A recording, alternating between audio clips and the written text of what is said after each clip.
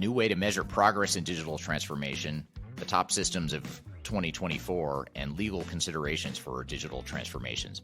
Those are just a few things we're going to cover today in episode number 136 of Transformation Ground Control. This is Transformation Ground Control,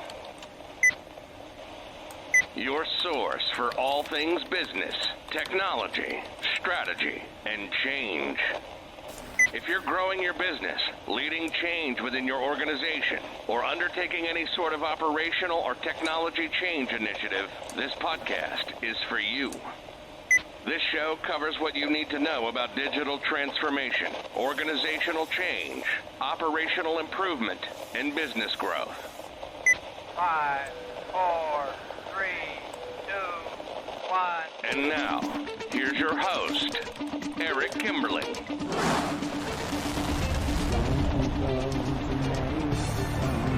Hello, welcome to Transformation Ground Control, episode number 136. My name is Eric Kimberling. I'm the CEO of Third Stage Consulting. We're an independent consulting firm that helps clients throughout the world reach their third stage of digital transformation success. And joining me, as always, is Kyler Cheatham. Kyler, welcome to the show. Thanks for having me. Excited for today's episode. Yeah, thank you for being here. I'm excited as well. We've got a lot of stuff to cover today. If you don't know, though, Transformation Ground Control is the podcast that covers everything related to digital transformation, including the strategy, people, process, and technology sides of transformation. And today we're going to cover a bunch of stuff. We're going to start off with some questions from the audience that we're going to answer. We're going to get into some hot topics, including new ways to measure progress in digital transformation, as well as digital transformations in amusement parks. So if you want to know what goes on behind the scenes of all the scary roller coasters and stuff you may or may not enjoy doing at amusement parks, you can learn about what digital transformation does to enable that customer experience. And then later in the show, we're going to have our first guest, Marcus Harris, who's an attorney at Taft Law. He'll be on the show talking about the legal considerations for digital transformation. We're going to get into stuff like OpenAI and what the intellectual property considerations are there, software contracts, implementation contracts, how to negotiate those sorts of contracts. Basically, all the legal stuff that you'll ever want to know, at least in a one podcast episode, I should say. We're going to cover in that segment with Marcus later in the show. And then finally, last but not least, we're going to get to the top 10 ERP systems of 2024.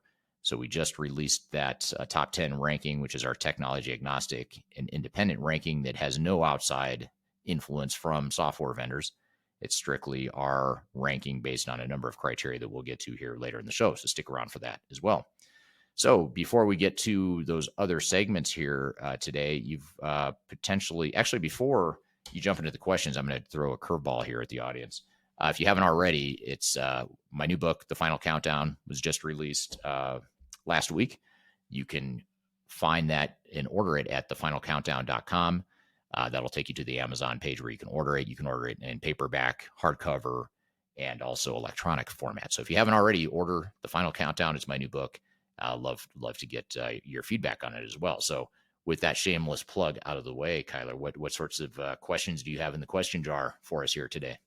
Yeah, well, building on that shameless plug, also, we'd love to hear your feedback, Eric Wood, I know, via reviews.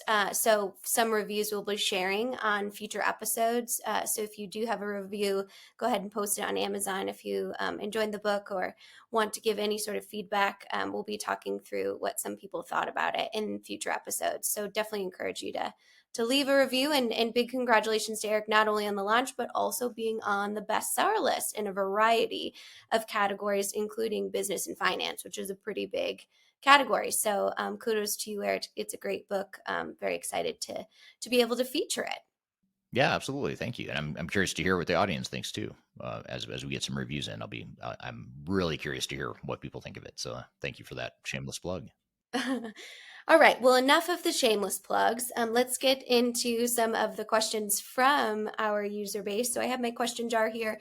If you haven't joined us on Ground Control before, what we do is we actually take questions from all of Eric's social media as well as Third Stage social media. You can post your question to prioritize with hashtag Ask Eric, and I will pull it and I'll actually ask him in real time. He's never seen any of these questions, so he's definitely kind of in the hot seat to ask them. Also, turning to our audience that's joining us right now, you can leave them in the comments and we will be sure to address them on future episodes. We also want to hear your answers too. So definitely encourage you to leave your feedback. We really are a community and network here at Third Stage, and a lot of our great insights and independent advice comes from you in the audience as well. So thank you for that engagement. So with that, let's pull out a few of these. All right. This is specifically about SAP S/4HANA and the failure epidemic around SAP that we've been seeing not only in the marketplace, but with our current clients. So this user said, I don't agree with your observation regarding S/4HANA cancellations. The major issue why companies are running into problems with SAP is because they don't want to pay the hourly rate for top talent. So I thought I would give you a chance to respond to that and see what our audience thought about the hot topic of SAP S/4HANA failures.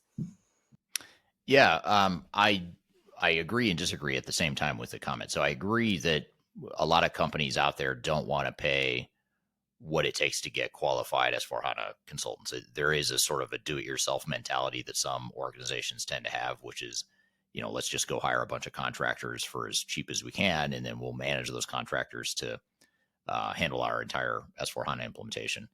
Sometimes I don't know what to say when people say they disagree with an observation I have. In the video, I do have opinions in the video for sure, but there's observations about our clients and what our clients are experiencing. And so I don't know what to say to the fact that he disagrees with what I see with clients, but there are facts that are coming from our clients, which is things like S/4HANA doesn't fit their needs. S/4HANA is not flexible enough to fit their needs.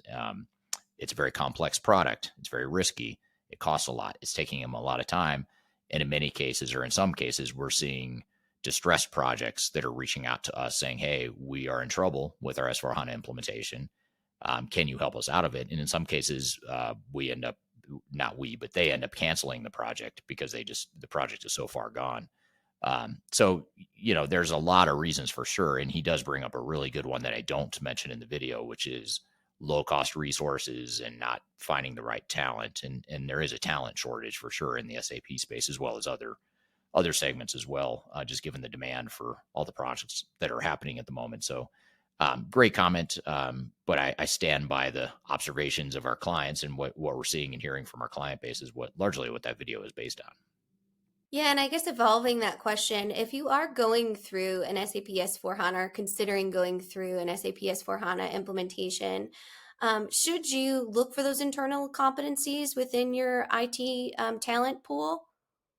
Yeah, actually, that's a great point too, in that, we tend to get so focused even in that question. We're focused on outside consultants, who are the best technical consultants to help you with an implementation. And that's an important question to ask. But the reason why a lot of organizations are going down this do-it-yourself route is not only to save money, that's part of it, but it's also so that they can have ownership of the project. And I don't think there's anything wrong with a company saying we want to have ownership of our own digital transformation. In fact, I think more companies should do that, and not enough companies do it. So, yeah, you need good consultants, you need good outside help, but just as important, maybe even more important, is how do you manage that internally, and how do you build those competencies in-house so that the consultants can go away? And ultimately, that's what you want. You want us all to go away at some point. As much as I love our clients and our clients love us, at some point you overstay your welcome, and you don't want these projects to go on into perpetuity and create this learned helplessness that organizations have with their consultants.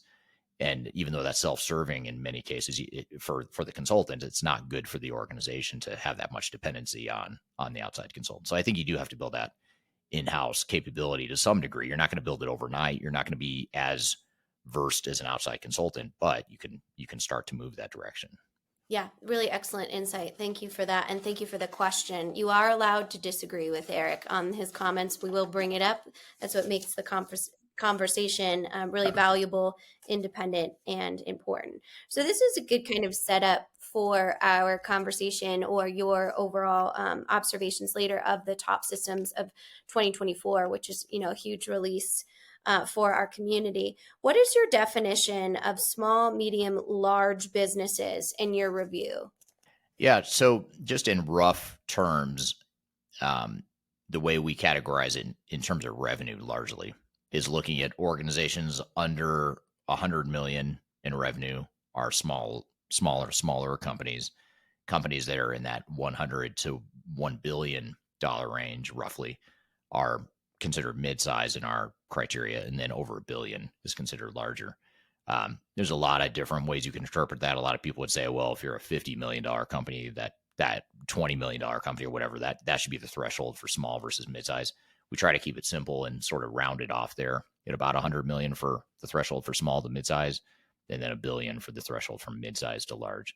So that's and that's the hard thing with the ranking that we'll get to later in this episode. It's hard to rank universally. We do it obviously, but if you're a small company or a really large company, you might end up with a totally different top 10 list or short list for sure. But that's our attempt to sort of look globally at all companies of all sizes and all different industries and having a general ranking that we'll get to later today. Yeah. And as we always say here at Third Stage, it truly depends, right? Depends on your business objectives, your requirements, all of those different things as well. So understanding that is really the first step to see where you fall within that category. Right. This is one of we've been waiting weeks to get to this one. I'm so excited. You mean you have? Yeah. You've seen it in there for all the time. I know, right? I've tried not to cherry pick. I never cherry pick. I let fate drive the overall questions here, but this one's a good one. It's a comment, but I think it's a good one to kind of look at. If an ERP transition doesn't scare the hell out of you, you don't know enough to be doing them. Okay, that's interesting. Well, I there's part of me that agrees that I think that's you do want to have a healthy amount of fear and skepticism, but you also don't want to go so far over the edge that you're just terrified and you're in analysis paralysis and you're deer in the headlight, frozen, don't know what to do. That's not helpful either. So you got to find that middle ground. How can you be just scared enough? I think the key though is that a lot of organizations have this like overconfidence or just a total blind spot in terms of what it's going to take. And that's a role we often help fill is, not to be the Debbie Downers or the buzzkill of the party, so to speak, but we sort of have to be. It's sort of like, yeah, okay, there's a lot of possibilities here, a lot of great upside potential. You can and will achieve that upside potential, but to get there, here's what it looks like. And here's sort of the pain that we're going to have to go through to get there. Sort of like, when you envision, if you're an athlete and you envision yourself winning a game or winning a race or whatever it is, that's great. You need to visualize and imagine that and set that as your target. But if you then say it's going to be easy and I'm not going to worry too much about it, and then you don't train and you don't go through the pain that it takes to prepare for the race or the match or the game, you're going to fail. And that's what a lot of organizations end up doing is they look at the end state, but they don't understand the pain that they're going to have to go through as an organization to get there. And it's not overwhelming pain. It's not pain that can't be overcome, but it's messy and it's more painful than most software vendors and technical implementers will let on. So I think you just have to have what you would call, you use the term all the time that we actually stole it, or you stole it from one of our own team members. I can't remember who it was, but the healthy skepticism or the professional skepticism, is it Clifford in South Africa? Yeah. Yeah. Is it weird? I knew what you were going to say. That was kind of like, I already knew who you were going to say. That means we've hosted a lot of these shows together and we've worked together for a long time and know each other really well. That's probably what that means. But so I wouldn't say it's weird. Yeah, right. But Clifford Martin, and if you haven't seen his content, definitely go search our YouTube channel as he heads a lot of our great conversations around the importance of professional skepticism when it comes to working with partners. So definitely a great observation. Yeah. Well, I think this is a great kind of platform to talk through some of our hot topics and what we look at. So I'm excited to ask you about that here in just a few. Yeah, absolutely. I'm excited to get to those too. And we're going to take a quick break. When we come back, we are going to get to two hot topics for discussion. One is a new way to measure progress in digital transformation. And then we're also going to talk about digital transformations in amusement parks too. And then later in the show, we'll have Marcus Harris on joining us to talk about legal considerations for digital transformation. We'll get into stuff like contracts and procurement and intellectual property protection, confidentiality of data within open AI, stuff like that. I know it doesn't sound that fascinating right now as I describe it, but he's a fascinating guy, and it's fascinating stuff that you need to know if you're going through a transformation as it relates to the legal considerations for digital transformation. That's with Marcus Harris from Taft Law. And then finally, last but not least, we will go through our top 10 ERP systems of 2024, which was just released not too long ago, and we'll dive into that. So stick around. We've got a lot more to cover. You're listening to Transformation Ground Control. We'll be right back.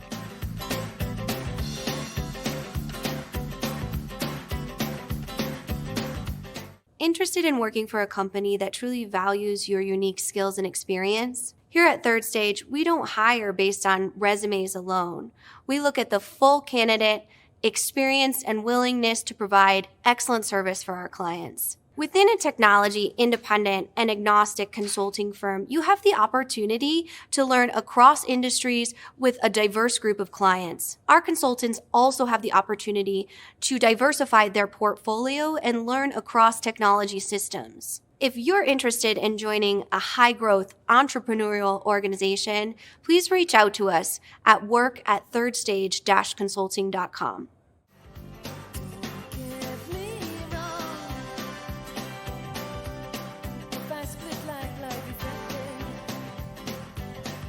Hello, welcome back to Transformation Ground Control, episode number 136. My name is Eric Kimberling here with Kyler Cheatham. You can find new episodes of the show every Wednesday on LinkedIn, YouTube, Facebook, and Twitter, as well as audio podcast platforms throughout the world. So be sure to check us out wherever you listen or watch.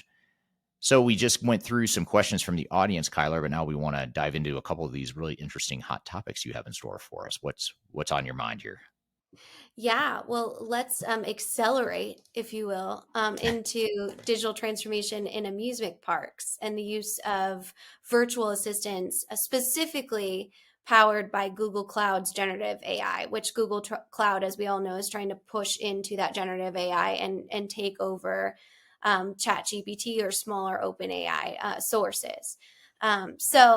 When I first saw this headline, I'm like, I don't know if I'm going on any roller coaster that has any virtual assistants powering it, but don't worry. Don't be alarmed. It's not so much about roller coaster operations as it is optimizing business operations. So specifically in this announcement, we're looking at Six Flags Entertainment Corporation, which is actually the world's largest theme park company, which I thought Disney was, but so that's an interesting fact just in there. And it's also the largest operator of water parks in North America. So it actually announced recently that it's working with Google Cloud to enhance visitor experience and optimize business operations. And specifically, the system they're working with is Google Cloud's Vortex AI conversation and other services to kind of accelerate the digital transformation at Six Flags specifically. So what this looks like from a day-to-day operations is the virtual assistant actually offers a new level of convenience when you visit the park for guests. And what it does is it will guide visitors through kind of planning their parks and personalized recommendations. If you're really into scary roller coasters, you're more kind of, teacups like my young kids are. And it answers questions really quickly. So if you're able to ask, questions that are actually put in there by the coding and reduces the need for interacting with live agents. So kind of takes the resources of bottom line needs for that out of the park. So the goal of this kind of state-of-the-art solution and integration is streamlining operations and boosting productivity and efficiency.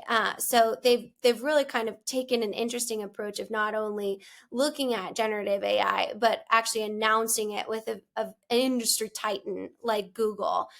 So that specific announcement is really what I wanted to kind of ask you about. This is a really cool kind of case study around an interesting industry and the use of things like virtual assistants, AI, generative AI.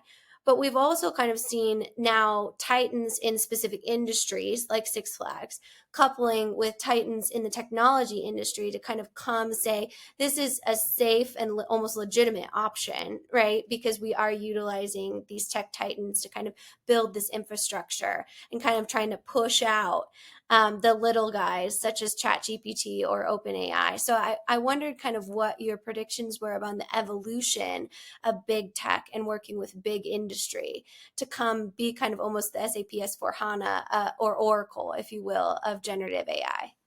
Oh yeah, great question. I guess I hadn't really thought of it in that context before, but I have wondered just in general if, with all the hype around ChatGPT over the last year or so, um, is that going to be the between ChatGPT and OpenAI, is that the model that's going to win out in terms of the generative AI dominance that they tend to have?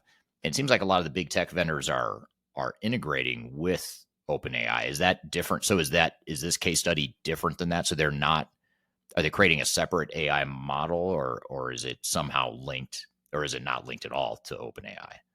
There's no mention of OpenAI. Like it certainly could on the back end, but the branding is really around Google Cloud and their Vortex AI Okay. conversation is what it's called. So it's very similar to a lot of the bigger AI platforms that we've seen as far as coming out with that, whether it be Google, Facebook, all of the different kind of Microsoft virtual assistants, which we talked about a few weeks back. So I don't see any mention of OpenAI and that integration, but that doesn't mean that. And of course, if anyone in the comments knows about this roller coaster, if you will, in the industry of kind of movement around generative AI, please share because I'd love to know kind of your thoughts around that as well. Yeah, I think it's really interesting how some of these tech companies are partnering and providing solutions amongst one another in the tech space, but also obviously with their larger customers too. What's also interesting though is in your case study in that overview you gave, which is a really good overview. Um, it also sounds like there's a sort of a focus on customer experience and customer journey, and with the chat bots and things like that could affect and help and enhance that customer experience. I think the good news with all of it is that it's sort of focused. It seems like it's focused on the right things in terms of what they want to get out of their technology, and they have a pretty specific use that they want to use technology for. Definitely a great experience. If you've been to Six Flags or if you experienced any of these opportunities for optimization and customer experience in a theme park setting, we'd love to hear kind of your experience. So that's a great case study of how it's utilized and kind of gone through the whole fruition of selection and implementation. So let's back up a little bit and talk about specific measurement. So this is actually from McKinsey's quarterly report on a lot of things about digital transformation. It's actually a great article that we'll have to share in future episodes as well. But basically, they talk about the pillars of successful transformation. And a lot of this is really complementary to what you talk about in the final countdown. So, another shameless plug to get the book, but this kind of talks about along the same lines of how do you create a holistic digital strategy. And one specific focus area that I want to talk to you about is this approach called rocks, pebble, sand.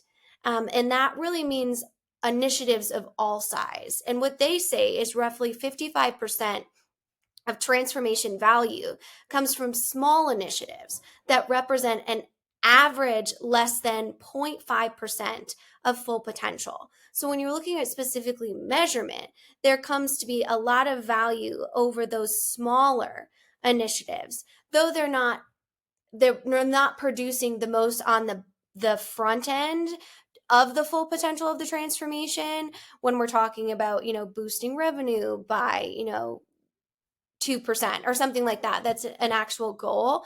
But it sounds like there's an opportunity to look at that rock pebble sand approach of initiatives of all size to effectively measure the potential or the value of your transformation. So I thought that was a really interesting concept that they put together from a strategic standpoint. And I wanted to ask you about it today. Yeah, well, I'm glad you bring it up. I was not aware of this study or of that sort of a metric or categorization of business value with digital transformations, but it kind of makes sense and it kind of fits a philosophy we have, or at least an option that we tend to espouse to our clients, and even in this podcast and other thought leadership we put out, which is, you don't have to go swing for the fences and go for this big, massive, overnight change to your business with technology. You can take that more incremental approach, and I know that's not exactly what you're talking about here, but it sort of brings me back to that incremental approach of where can you get these low hanging fruit areas of high value that are also lower risk and lower cost potentially,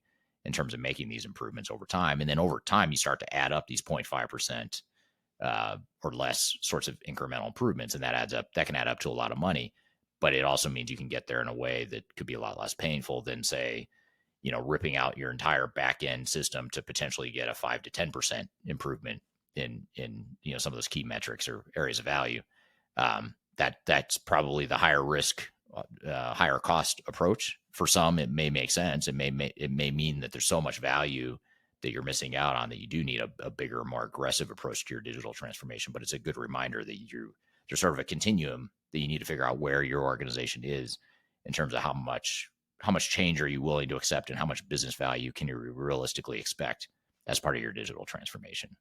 Yeah, and that key characteristic that we talk about, those incremental wins or those incremental changes, are one of their 5 categories of businesses that have achieved a successful transformation. So though it might not seem as much on paper of that 0.5% or 0.5% of value, it is something that, like you said, leads up to a bigger incremental value or the bigger objective of the transformation. So there's some other key characteristics that I want to talk through next week.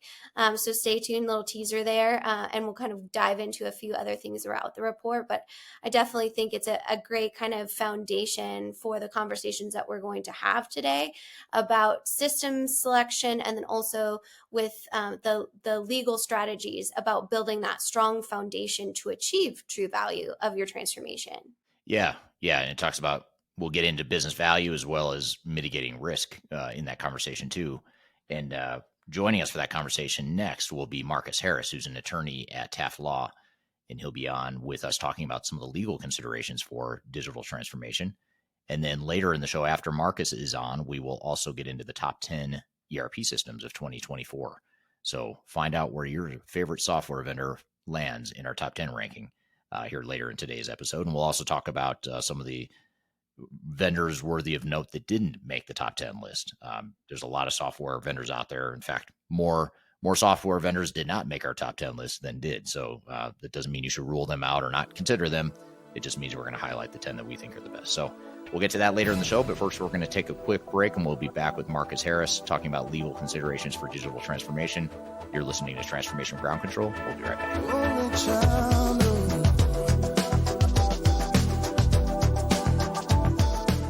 Hi, this is Eric Kimberling, your host here on Transformation Ground Control. I want to personally invite you to our upcoming Stratosphere 2023 event. It's a conference that we host every year. It's a tech agnostic conference, features a number of independent technology agnostic speakers, both from Third Stage Consulting as well as from outside our company. We try to bring in the industry's brightest minds and the most objective minds to help you learn the things you need to know to make your transformation successful. We cover everything from digital strategy to software evaluation to change management to program management to process improvement, data and architecture migration, all that kind of stuff we're going to cover here in Digital Stratosphere. It's going to be October 4th, 5th, and 6th in Denver, Colorado. I'll be there. Kyler will be there, our co-host here on Transformation Ground Control, as well as others will be there. So be sure to check us out. We'll also have great opportunities for networking, for peer networking, as well as networking with speakers. We're also going to have great entertainment too. We'll have some happy hour networking events, as well as live music from That 80s Band, which is my favorite cover band. They play all 80s stuff. So come enjoy that as well while you're at it. It's all happening in Denver, October 4, 5, and 6. You can go to stratosphere2023.com to learn more about the event. Be sure to register by August 15th to get the early bird discount, which is fairly significant. Again, stratosphere2023.com. Learn more about it. Hope to see you there. And in the meantime, hope you enjoy the rest of this episode of Transformation Ground Control.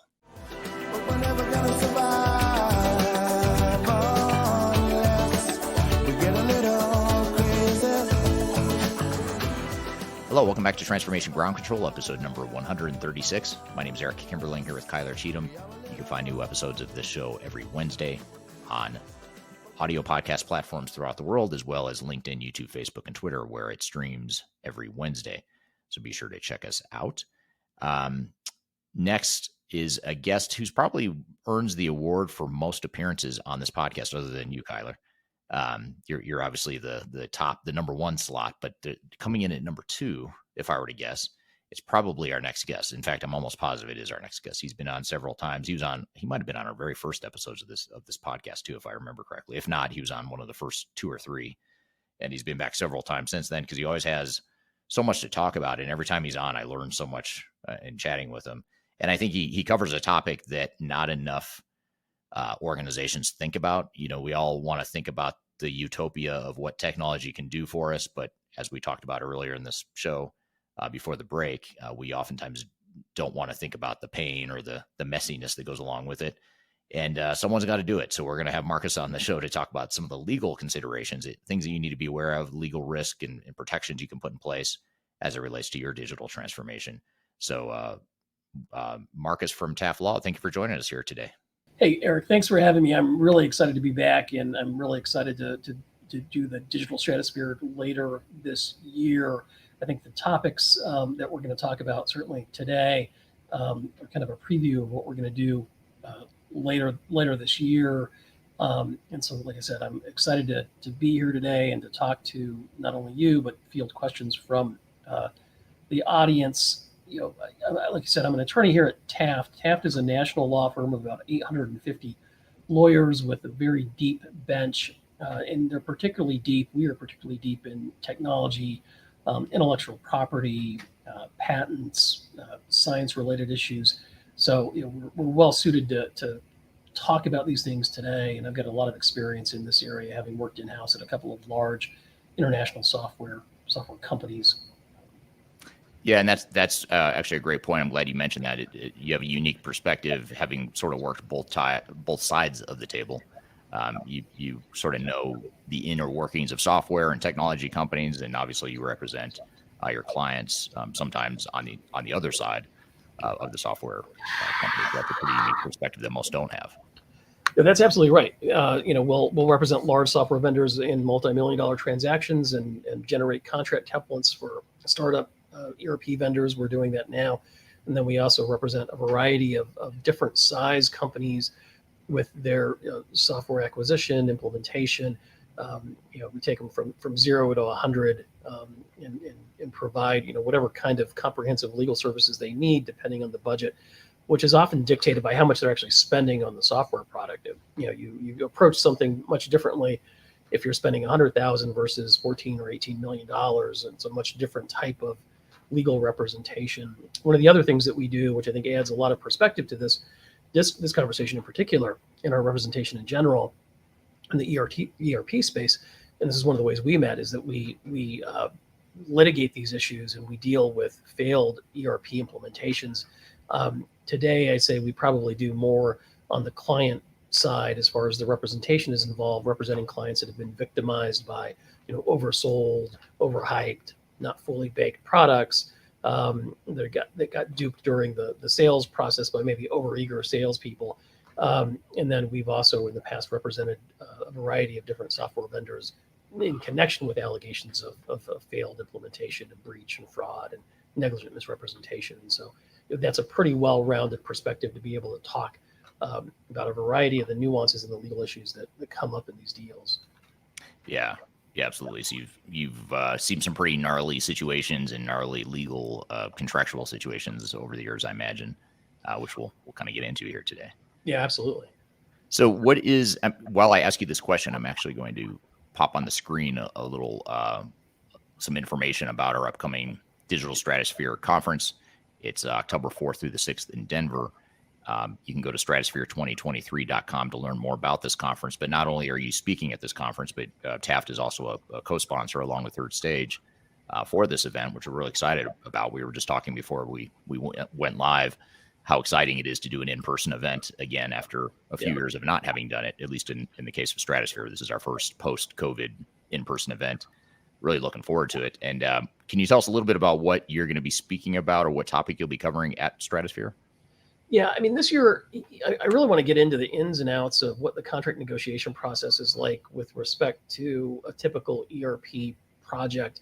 When you engage attorneys, how often in the process, how to use attorneys to mitigate the likelihood that you're going to have problems, what the contract negotiation process looks like, what are some of the key issues in those contracts that you've got to really focus on to ensure that you're setting yourself up for success.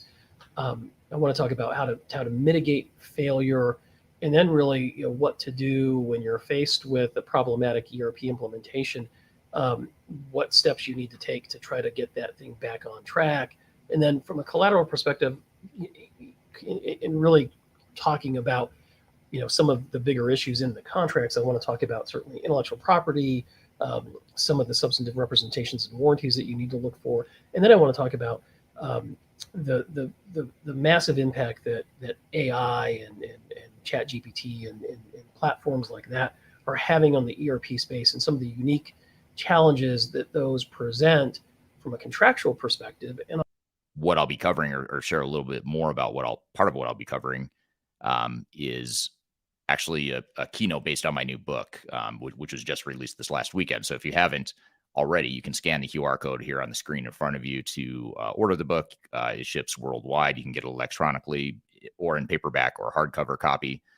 My keynote at Stratosphere will dive into some of the major themes of the book and talking and focusing on primarily digital strategy. So be sure to check that out. And if you haven't already, I encourage you to buy the book. It's on the bestseller list in a few different categories. So I appreciate everyone who has bought it already. But if you haven't, you can get it here ASAP by ordering it since it's on sale now. So I'm going to stall a little bit while we're waiting for Marcus to come back on the stream here. But one of the things I'll sort of dive into and sort of set the stage while Marcus is rejoining here is that we're going to cover today a few different topics related to the legal side of transformation. Some of the things I had in mind, and I'd love to get the audience's feedback here as well. But some of the things I was going to talk about with Marcus and some of the questions I want to ask him are first of all, what some of the biggest challenges are from a legal perspective that he sees with digital transformations and his own client teams. What are some of the biggest struggles that they are struggling with? That's one of the things we want to cover here today with Marcus. And then another topic we're going to cover as well, we want to get into intellectual property too, which is a pretty big deal. I'm not an intellectual property expert by any means. I know it's not the sexiest thing to talk about, but it is really important as you think about digital transformation, especially in today's day and age of artificial intelligence and ChatGPT and whatnot. That creates a lot of challenges that organizations have to think about or they should be thinking about the intellectual property side of things. So we're going to talk about that. What is ChatGPT? What is custom ERP software or open source ERP software? What are some of the intellectual property considerations there? So all that being said, I just ran out of things to stall with, and it looks like you're back, Marcus. But I guess just to start, Marcus, what are some of the biggest legal challenges that you see your clients struggling with at the moment?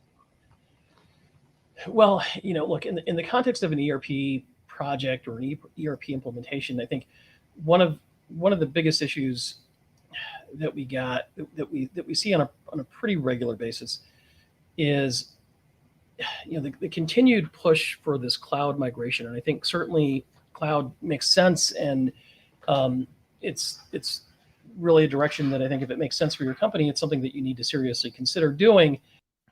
But I also don't think you need to throw the bait, meaning really that if you've got an on-premise solution that really works for you, and that's a delivery model or a usage model that is something that you can still utilize, you don't necessarily need to fix it if it isn't broken. And I say that for a variety of reasons. One, I think that there is a perception that really is perpetuated by software vendors that these cloud contracts are low risk, that they need to be consistent, that they need to be the same across the customer base, and they do that so that they don't have to negotiate them. And so there's a huge level of inflexibility, not with all vendors, but certainly a large subset of vendors, as to the terms and conditions that they will actually be willing to change.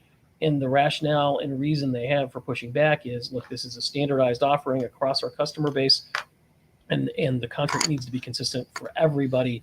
And if we had to do this for you, or if we have to do this for you, then we would have to do it for everybody, and we just can't do that. And that, to me, is really an untenable position, because what it leads to is you signing a contract that is less than favorable, that in some ways might shift all of the risk of that legal or business transaction to you from a legal perspective. So you have unlimited liability. The vendor has no liability to you. You're not only are you shifted, the risk is being shifted to you from a legal perspective, but from a business perspective, you're contractually obligated for the success of the project, and that doesn't make any sense. Why are you hiring them? What's the purpose of you engaging with them if you're the one responsible for the success of the entire project?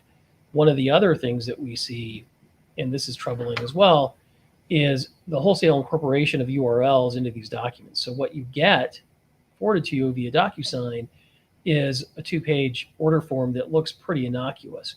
In reality, there's about 10 to 15 URLs that each link to a 15-page terms and conditions document that can be updated or modified at any point during your contractual relationship with this vendor. And that is just crazy to me. Okay. And to really do this right, you've got to focus on the contract as a whole, including all the URLs that they stuff in there and try to hide from you. So, I mean, all of that is a huge issue on the ERP front, just from a practical side. We're here with Marcus Harris talking about some legal considerations as it relates to digital transformations and ERP implementations. We've got a lot more to cover. We'll be right back. You're listening to Transformation Ground Control. Just tell me what you've got to say to me. I've been waiting for so long to hear. If you are aiming for transformation success, turn to Third Stage Consulting Group. Third Stage's independent and technology-agnostic consulting team helps clients define their digital strategies, define their roadmaps, and manage their transformations. With offices in the US, Europe, and Australia, our team helps the world's most forward-thinking organizations through their transformation pitfalls and risks.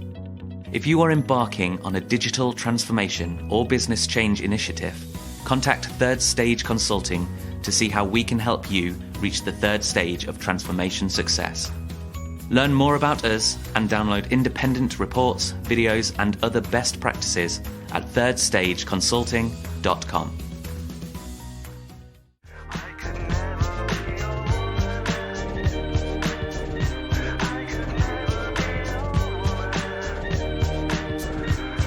Welcome back to Transformation Ground Control, episode number 136. You can find new episodes of this show every Wednesday, streaming to YouTube, LinkedIn, Facebook, and Twitter, as well as on audio podcast platforms throughout the world. So be sure to subscribe wherever you listen or watch to podcasts. We are here with Marcus Harris from Taft Law talking about some of the legal considerations to keep in mind during your digital transformation and ERP implementation. Let's jump back into the conversation. Great points. And I guess coming back to the first point you made about the fact that software vendors create these standard one-size-fits-all contracts so they don't have to negotiate. If let's say I'm a CIO at a $100 million U.S. turnover or an annual revenue sort of a company, $100 million in revenue, I'm a CIO or an IT director, and I'm dealing with SAP or Oracle, a company that has tens of billions in revenue and just massive company compared to me as my organization. What sort of leverage do I have to change that? You know what I mean? Because we get a lot of clients that say we're a tiny fish in a big pond or a big sea.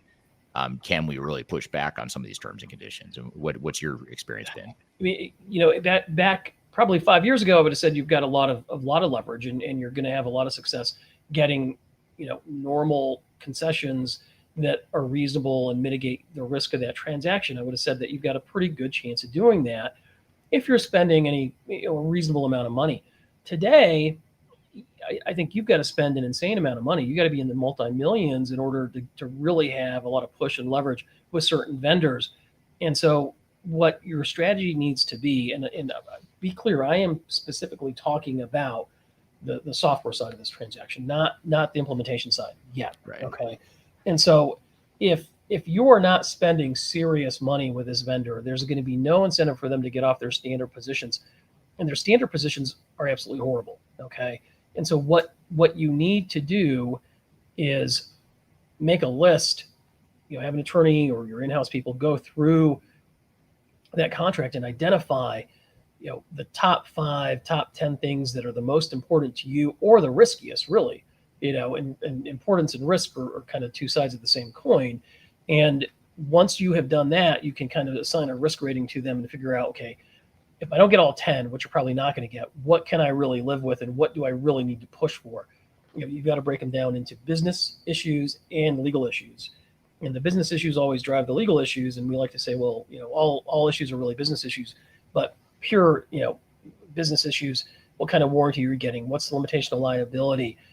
Is there an indemnity obligation? What are they stepping up to as far as reps and warranties and that kind of thing? And make sure that they're substantive and real, because what you want is if it all goes sideways and you've got to litigate this contract, you at least want to have a dog in the fight. Right. And you get there by having, subjected them to, a reasonable limitation of liability so you can recover money damages if you need to, so that they'll do something. They have an incentive to fix something. There's a warranty and it's got substantive remedies if there's a breach of that warranty. You want to make sure you've got things like that. You've got an indemnity obligation so that if the software causes an issue for you and you get sued by a third party, they will do something about it and you're not left holding the bag. So, really the way to mitigate that is to pick the big top 5, top 7, top 10, whatever it is. Yeah, you may not get everything you want, but if you get the top 5 or however many, high priority showstoppers, that's a pretty big deal. Yeah, I mean, and it's not about nuance depending on the vendor and the size of the transaction. It's really just that it's what can we get? What's going to make this an easier transaction for us? Right. If you're in a specialized industry like banking or finance or whatever it is, that you've got specific requirements, that might be a different situation, and you may have some more pull there. Right. So here's a really interesting question from Rahendra on LinkedIn. Rahendra says, Marcus, what percentage of customers hire legal experts before signing contracts with ERP vendors? Do you have a sense of that? It's hard to say. Not enough of them, to be quite honest with you. There's an old saying in my industry that early legal advice is not expensive. Right. And if you spend, I don't know, the legal spend has to be proportional to what the business deal size is. But let's say you spend 5% or 10% of the deal size on a legal review of the contract, you're going to put yourself in a much better position as if you didn't, because God forbid you've got to enforce that contract in some way, you never negotiated it, you're not going to have any success. Right. That contract, every paragraph, every comma, every sentence is going to be against you, and you're going to have a pretty hard time. We see on a pretty regular basis contracts that come across our desks where there's a failure or some other sort of breach, and you look at this and it's like, well, you spent $5 million. Did you have anybody look at the contract? No, we didn't. I mean, to me, that's just insane. I mean, Yeah. The risk is there. Why not mitigate it? Right. Well, in your internal legal counsel, if you're a big enough company to where you have an internal, general counsel or a legal team, that helps, but they generally don't negotiate these kind of contracts every day like you do. So I think that's one of the big things that companies overlook too, is they look at it from a pure T's and C's perspective, and they probably, your internal legal counsel can presumably help with a lot of that, but there's a lot of nuances that are unique to the industry and a lot of gotchas and pitfalls that you wouldn't know just from being an attorney. You would know from being an attorney that does this all the time. And I think that's a nuance that a lot of organizations miss out on too. Yeah, I couldn't agree more. I mean, I think any attorney that looks at a commercial contract is going to be able to look at, 3 or 4 issues and understand that doesn't seem reasonable. But, the great challenge with agreements, is particularly in this industry, is what is there reasonable? Is it market, so to speak? That's not something that you're going to know if you don't do this all the time. And then the other thing that you're not going to know, which is equally as important, is it's easy to see what's in the contract and tell a client it's reasonable or unreasonable, or it's risky or not risky. But what about the things that are supposed to be that are not? And if you have no experience in this area, you're not going to even be able to key in on those issues. And that to me is worth the price that you're going to pay for an attorney review. Yeah. And when you're dealing with these big software companies too, and the big technical consulting firms, the big system integrators, when you're dealing with those really big companies, we're sort of circling around this topic of leverage too.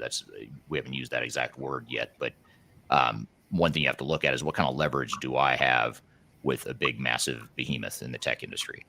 And part of it is the knowledge that, someone like Taft or you, Marcus, could bring to the table. But there's also a leverage that comes with that too that I think is really important, and it comes from hiring companies like Third Stage too. Even though we're not attorneys, we're not here to negotiate contracts, but we do provide part of the reason why clients hire us throughout their digital transformation is to help provide leverage, to where they have ownership and leverage over the project and over their partners. And sometimes you hate to think that way. You don't want to think adversarially, but when you're dealing with a two-sided contract, or you hope it's two-sided, it may be a one-sided contract, which is even worse, which is sort of what you're alluding to here. You need that leverage and that negotiation leverage. I've seen it with you, where a client hires you, and it's not just the knowledge you bring; it's the fact that you have an attorney from the outside that's helping you, and that changes the dynamics of the relationship and the conversation in general. Well, it really does. And I mean, I think, one of the other tips here is you need to hire experts. Okay. If you don't have the in-house expertise, and, the life cycle of these products is pretty long, right? And, maybe in your career, if you're at the same company, you do this maybe 2 or 3 times in your career, right? And maybe if you've jumped around companies, you've done it 5, 6, 7 times.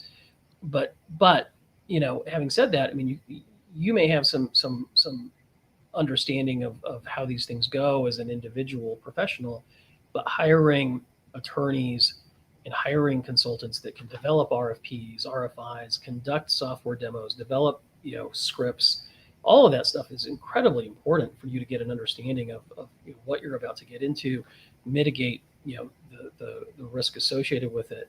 And really, someone that can benchmark, what you should be doing against what other people or other companies your size are doing. That's invaluable information.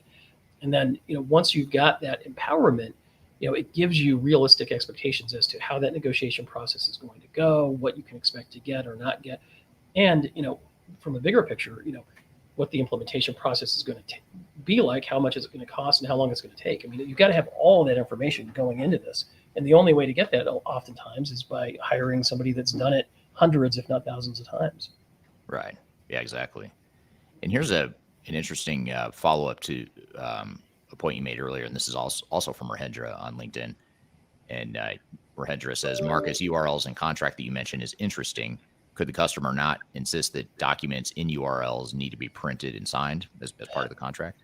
Yeah, I mean, and that's really kind of the way to get through it, right? Is to say, look, you can't give me a moving target of a contract, and I need to have, some guarantee that you can't unilaterally change what I think are agreed upon terms. And so let's attach all these URLs to the agreement as exhibits. That's certainly the way to do it. The challenge that you're going to run into is this whole flexibility argument, and they're going to say, well, that's all well and good, and we're willing to do that. But you have to understand that as the product set changes, or we improve and provide additional functionality, the requirements or the descriptions or the specifications are going to change, and those documents that are at URLs necessarily will need to change as well.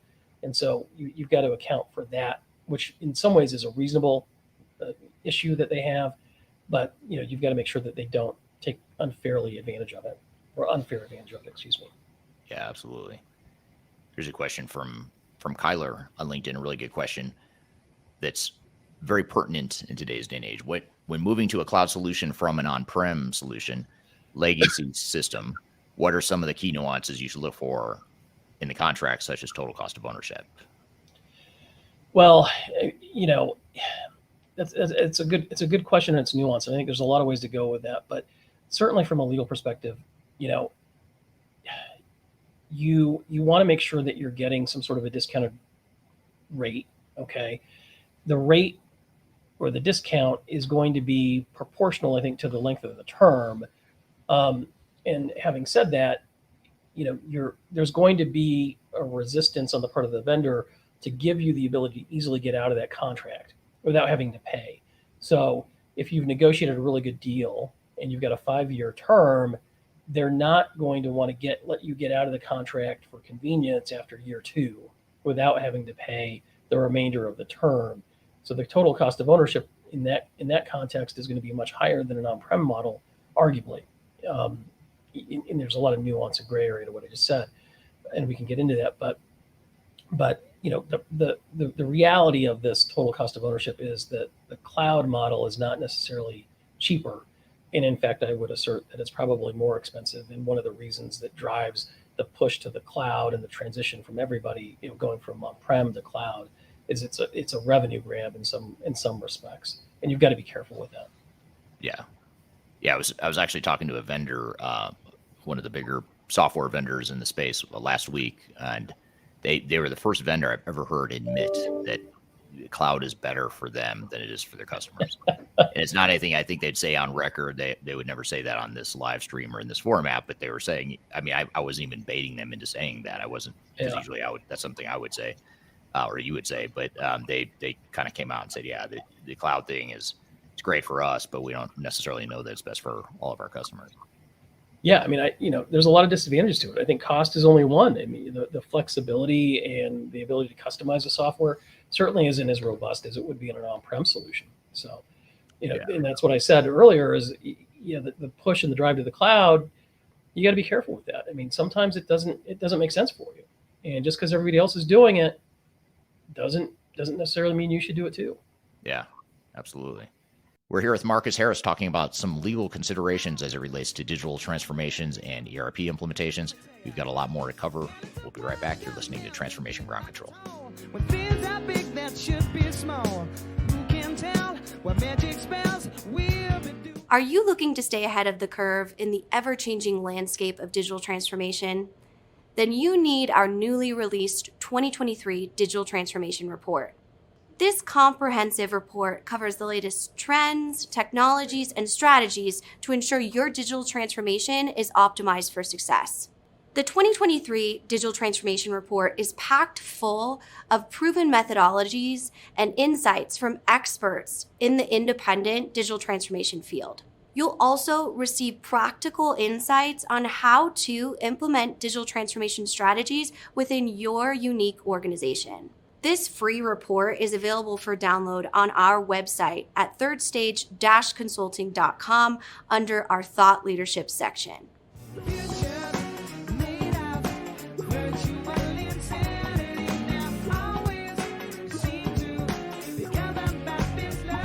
Welcome back to Transformation Ground Control, episode number 136. You can find new episodes of this show every Wednesday, streaming to YouTube, LinkedIn, Facebook, and Twitter, as well as on audio podcast platforms throughout the world. So be sure to subscribe wherever you listen or watch to podcasts. We are here with Marcus Harris from Taft Law talking about some of the legal considerations to keep in mind during your digital transformation and ERP implementation. Let's jump back into the conversation. Now, this is great because I love all these audience questions because it's taking pressure off me to ask you questions. It's the bad news is it's just putting pressure on you, Marcus, to answer more questions, but it's taking it off me because I don't have to come up with questions. But this is from Ryan on LinkedIn. He says, have you started to see any issues arise from companies leveraging artificial intelligence or machine learning in their implementations? And what do those issues look like? So I feel like this is not a can of worms, but a Pandora's box that we could spend the entire hour talking about if we wanted to. But what are some of the big things you've noticed here? Yeah, and this is a huge issue, and I'll try to kind of hit on some of the highlights. I mean, look, AI is certainly the wave of the future, and I think there's a lot of implications for ERP, and I think some of them are certainly amazing. And it runs the gamut from AI generated code in the development process. So you've got a vendor that's using artificial intelligence to streamline the development of the code and the implementation so that you're paying less money overall. You've got, robust artificial intelligence tools built into your ERP system that, are going to be more efficient or allow you to be more efficient, predict things, use your data in ways that you can only imagine. And all of this is amazing stuff. But from a risk perspective, I mean, you've really got to be open and aware of a variety of issues. I mean, from an intellectual property standpoint, really, there's a ton of issues here where, it comes down to the corpus of data that AI is trained on. Okay, so what AI tool is being used either to develop the software during the implementation process or to integrate it, or what AI tools have been integrated into the ERP system that you're going to use on a going forward basis. Now, you've got to know that because you have to understand how that artificial intelligence system or platform was trained. What data or corpus of data is what we call it, was it trained on? what you don't want is, to be utilizing a system that has just gone out on the internet and collected all sorts of data and is now incorporating your data into that corpus. And that data set is also available to all of your competitors because you're on the cloud and you're sharing an AI platform. Samsung, not that long ago, had a huge issue from a trade secret perspective where their internal employees were putting in secret information into an AI platform that was publicly available, to do something with getting more efficient in their work stream, I suppose. And no one knows exactly what happened to that trade secret information. Now it's been incorporated into that AI data set, and now other companies are training on that, or other companies are using data that's been trained on that data. So, there's a variety of issues here, and I think the bright line rule is make sure that you really need to use AI. Okay, and if your vendors are using it to develop deliverables, code, integrate your software, know what tools they're using, know what the terms and conditions associated with it are. Okay, and then you also need to have an understanding of what AI tools are being incorporated into your ERP software that you're going to be using on a going forward basis. And the reason for that is you want to understand what happens to your data once you put it in the AI system. You want to have an understanding of what you can do with the data that comes out of that AI system. If it's 10% your info and 90% your competitor's info, and they still have an ownership interest in it, and now you incorporate it with your deliverables or your products, and then you go commercialize it, what are the issues associated with infringement? So there's just a ton of kind of mind-blowing issues that you really have to consider. But I do think it all comes back to having an understanding of the tool sets and the terms and conditions that are governing those, and doing a level of due diligence to understand what the risk is. Right. Now, you were on our podcast a couple months ago, and we talked specifically in that episode about artificial intelligence, OpenAI in particular, ChatGPT Right. and OpenAI. And I guess just to ask you a question or a topic we touched on in that, I think it's worth bringing up again here today. But if I'm using ChatGPT, and let's just say I'm on a digital transformation project team, or let's just say I'm not even on a project team, I'm just part of an organization, and I'm using ChatGPT to create some graphs or do some analysis for me using my company data. What happens to that information? Who owns it? Do I have protection? Is it out in the public now? Like, what do I need to be aware of, either as part of a transformation or an organization in general, if I'm using ChatGPT or OpenAI tools like that are so common Right. now? Well, if you were incorporating data from your company, okay, you're putting it into OpenAI or ChatGPT, you want to have an understanding of what happens to that data once it's put into that platform. And there's some platforms where you give up ownership interests in it, and or you give a perpetual license to the platform so that it can incorporate that information into the data set, train on the data set, and then spit out additional information for other users and that information is based on or somehow reliant upon the information that you put in previously. Okay, so there's a variety of litigation right now. One of them deals with Getty Images, where the AI system was trained on publicly available information. Okay, and some of those are just Getty Images that are out on the internet, and you ask a OpenAI platform to generate pictures of cats or something, right? And all of a sudden, it's a conglomeration of different Getty Images, and the Getty image watermark is on there. That is problematic, especially if you're going to go use that and or worse, commercially exploit that and do something with it. Getty Images is going to come after you and say, hey, that's my information. You've built derivative works based on that information, and now you're commercially exploiting it. You owe me a lot of money. Mm-hmm. So that's the scenario that you have to be aware of and worried about. You're putting your company information into the OpenAI platform to generate graphs. Now, what are you going to do with those graphs? Do you have the right to utilize them? And if you give them to your client or your customer, and they go do things with them, what's the risk to them? Yeah. And none of this is really settled. You've got to look at the terms and conditions of use of that OpenAI platform to make have an understanding of what the risk is. So if I go out to ChatGPT right now, let's just say hypothetically, I were to say, I asked ChatGPT to, I'll give you an example. We use HubSpot for our CRM system. Right. And HubSpot has like this integration now to ChatGPT and OpenAI, where you could I could type something into HubSpot, which is where we track all of our client information as well as our prospective client information. All the leads that come in on our website, everything goes through HubSpot.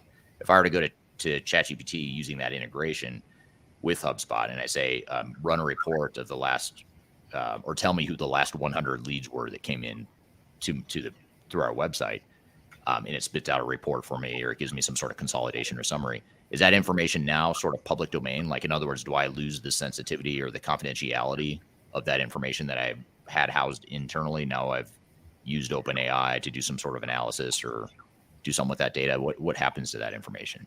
Well, there's a huge risk. So if you were going to then argue that information is a trade secret, okay, and you had put that into ChatGPT or HubSpot or whatever it is, and there's an express license from you to that platform allowing them to utilize that information, create derivative works, and provide it to other people, the argument that you are going to make that that's a trade secret is out the window, basically, because now you've negated any trade secret protection that you might have otherwise had for that particular information. So if you have anything that's secret, confidential, or sensitive, it should not be put into an OpenAI platform. It just shouldn't.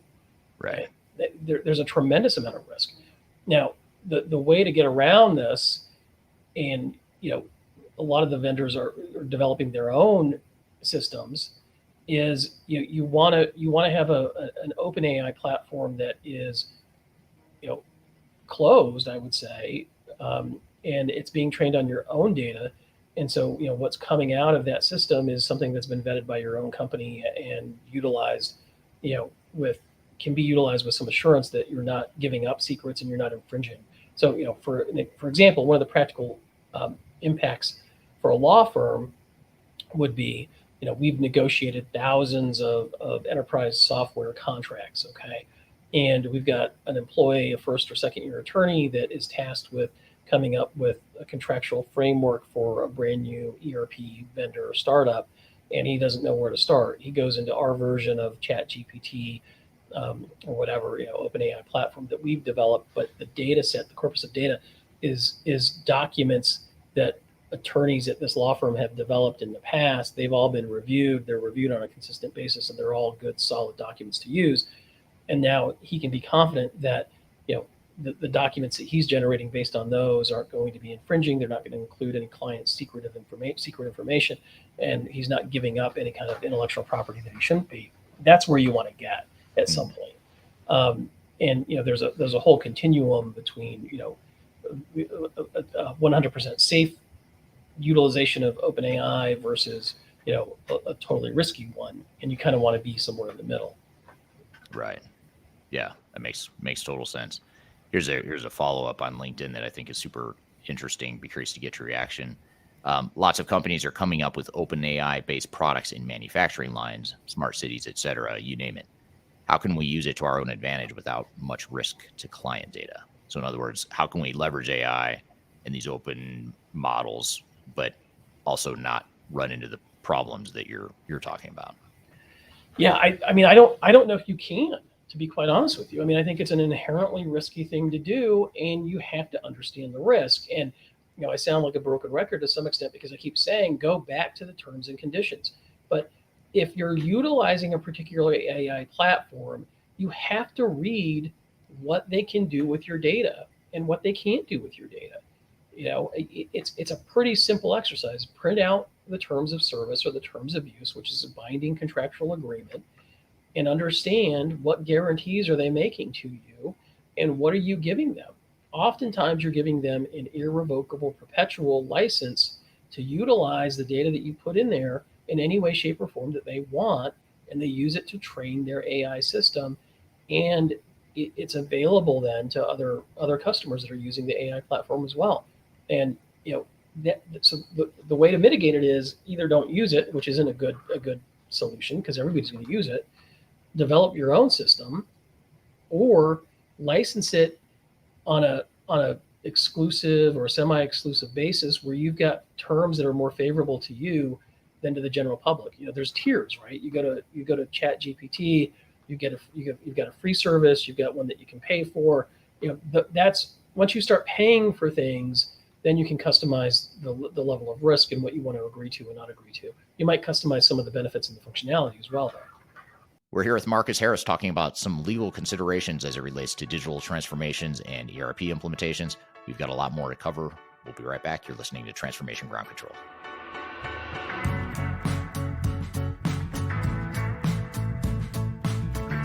If you are involved in any sort of digital transformation or business change initiative, you will want to download the 2021 Digital Transformation Report. With its comprehensive overview of business and technology trends and best practices, this report is a must-have guide for any transformation project or executive team. Download this free report by visiting Third Stage Consulting at thirdstage-consulting.com. You can also visit our website to learn more about us or download independent reports, videos, and other best practices. Again, visit thirdstage-consulting.com today to learn how to take your transformation to the third stage of success. I'm gonna leave it all out there tonight. I'm gonna leave it all out there. Welcome back to Transformation Ground Control, episode number 136. You can find new episodes of the show every Wednesday, streaming to YouTube, LinkedIn, Facebook, and Twitter, as well as on audio podcast platforms throughout the world. So be sure to subscribe wherever you listen or watch to podcasts. We are here with Marcus Harris from Taft Law talking about some of the legal considerations to keep in mind during your digital transformation and ERP implementation. Let's jump back into the conversation. As we were talking about this, and as that question came out, I never thought of this before until just now. And this is stick with me for a moment. I'm going to go conspiracy theory for a second. But the Great Reset, the line of thought that, there's a movement to sort of equalizing countries and people within countries and sort of knocking down barriers and competitive advantages and things like that. I'm oversimplifying what the Great Reset conspiracy theory is, but it makes me wonder now if OpenAI is part of that Great Reset conspiracy. That could be a whole nother topic. You never know. I mean, you remember, Snowden, I guess is how you say it, when he disclosed all the national secret information, and there were the USB thumb drives that actually were distributed to all these adversarial countries that infected their computers and was a tool for spying. I mean, who knows? I mean, it very well could be something like that. You got to be careful. Well, and even if that's not the intent, there's not some conspiracy behind the scenes happening. I mean, you do have to be aware that from what you're saying, it sounds like you could lose a lot of competitive advantage by giving up some of this confidential information and advantages that you have as an organization. And so just being aware of it, I think, is step number one. And then you also mentioned in that episode you were on last, I think you were talking about getting policies in place. You talked a bit about, what you can do to mitigate and to sort of, especially now that ChatGPT, I keep talking about ChatGPT, even though that's only one part of OpenAI or one example, but that seems to be the consumer facing one that a lot of people know of, and they can use it at home and in their personal lives or at work. But you get a lot of people that start using ChatGPT or OpenAI in the workplace.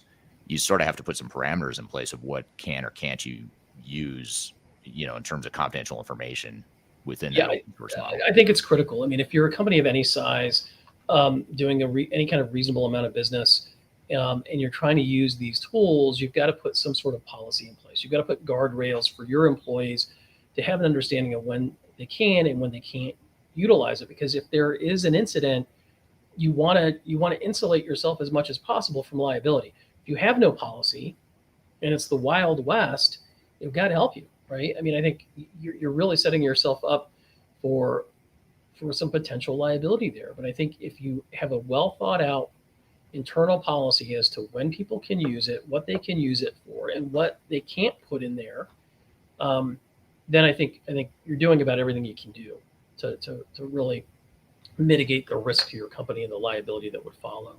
Yeah, absolutely. Great points there. are there any other sorts of intellectual property types of risk? And that's essentially what we're talking about here is confidential data and intellectual property, and how do you protect it? And we've been talking about it a lot in the context of OpenAI. But what about custom software? You know, if you do customization to software, I'll give you an example. We have a client right now who's doing an SAP implementation, and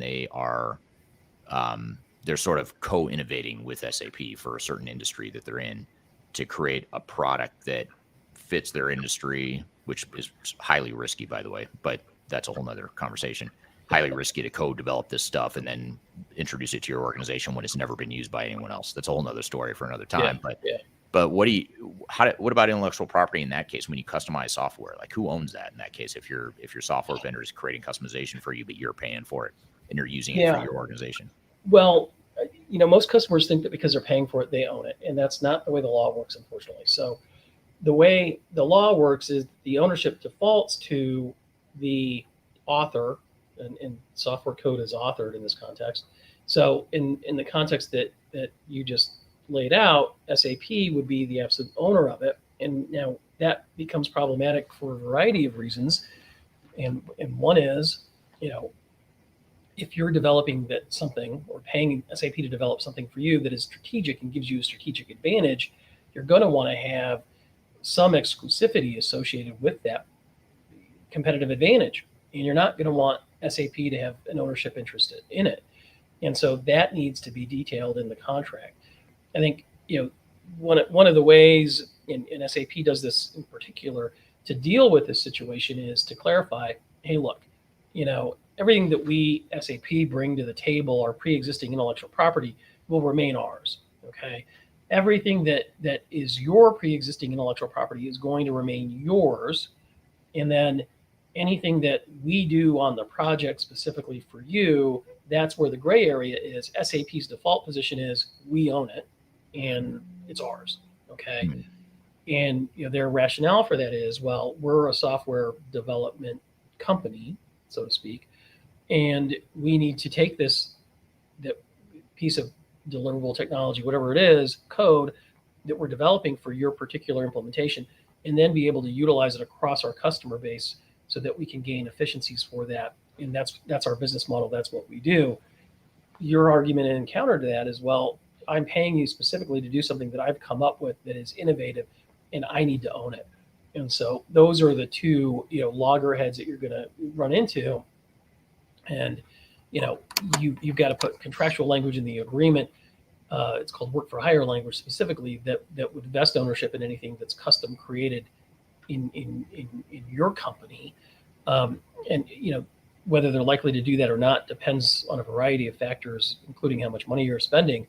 But, you know, one of the interesting questions is, you know, what if SAP is developing something for you? They're going to own that because it's based on their code, but it incorporates a piece of, you know, technology or information or confidential information, whatever it is, and that's embedded in it. Who owns that embedded piece of technology or information? You know, that's something that you've got to carve out contractually and make sure everybody understands. Yeah. Well, of course, there's the whole, you've addressed the legal side of it, and then there's the ethical side of, you know, should a software vendor be charging a customer to develop software that they don't have? That, you know, so in other words, you're hiring an ERP vendor or a commercial off-the-shelf software vendor to provide capabilities out of the box that, you know, that's the whole point of it. Otherwise, you could go create your own custom software, you know, and maintain that competitive advantage. Right. But there's the ethics of software vendor charges for it, develops it for you, but they take that and then that becomes sort of the industry standard that they provide to other customers, their own customers that are presumably competitors of yours, by the way. If you're the one co-innovating with them, Right. There's nothing stopping that vendor from now offering that same capability to other vendors. And they will do it, right? If they've got the ability to do it, they're going to do it, and they're going to be laughing all the way to the bank. You know, their position would be, well, look, everybody thinks that they've got something innovative and amazing, and really all this stuff is the same from customer to customer. No one's really doing anything that much differently anyway. And so there's no ethical issue here. It's an issue of practicality. And you know, if you were to have an ownership interest in this as a customer, then if we were to ever provide something that's substantively similar to other customers, you're going to be able to sue not only us, but those customers. And that creates an untenable situation for us. So, I mean, this is one of the most negotiated, difficult issues in these kinds of agreements. But I think you're right. I mean, it's not only an ethical issue, but it's also a practical one too. Why are you hiring SAP to custom develop software for you for something that should be off the shelf? You've already got a problem, in my view.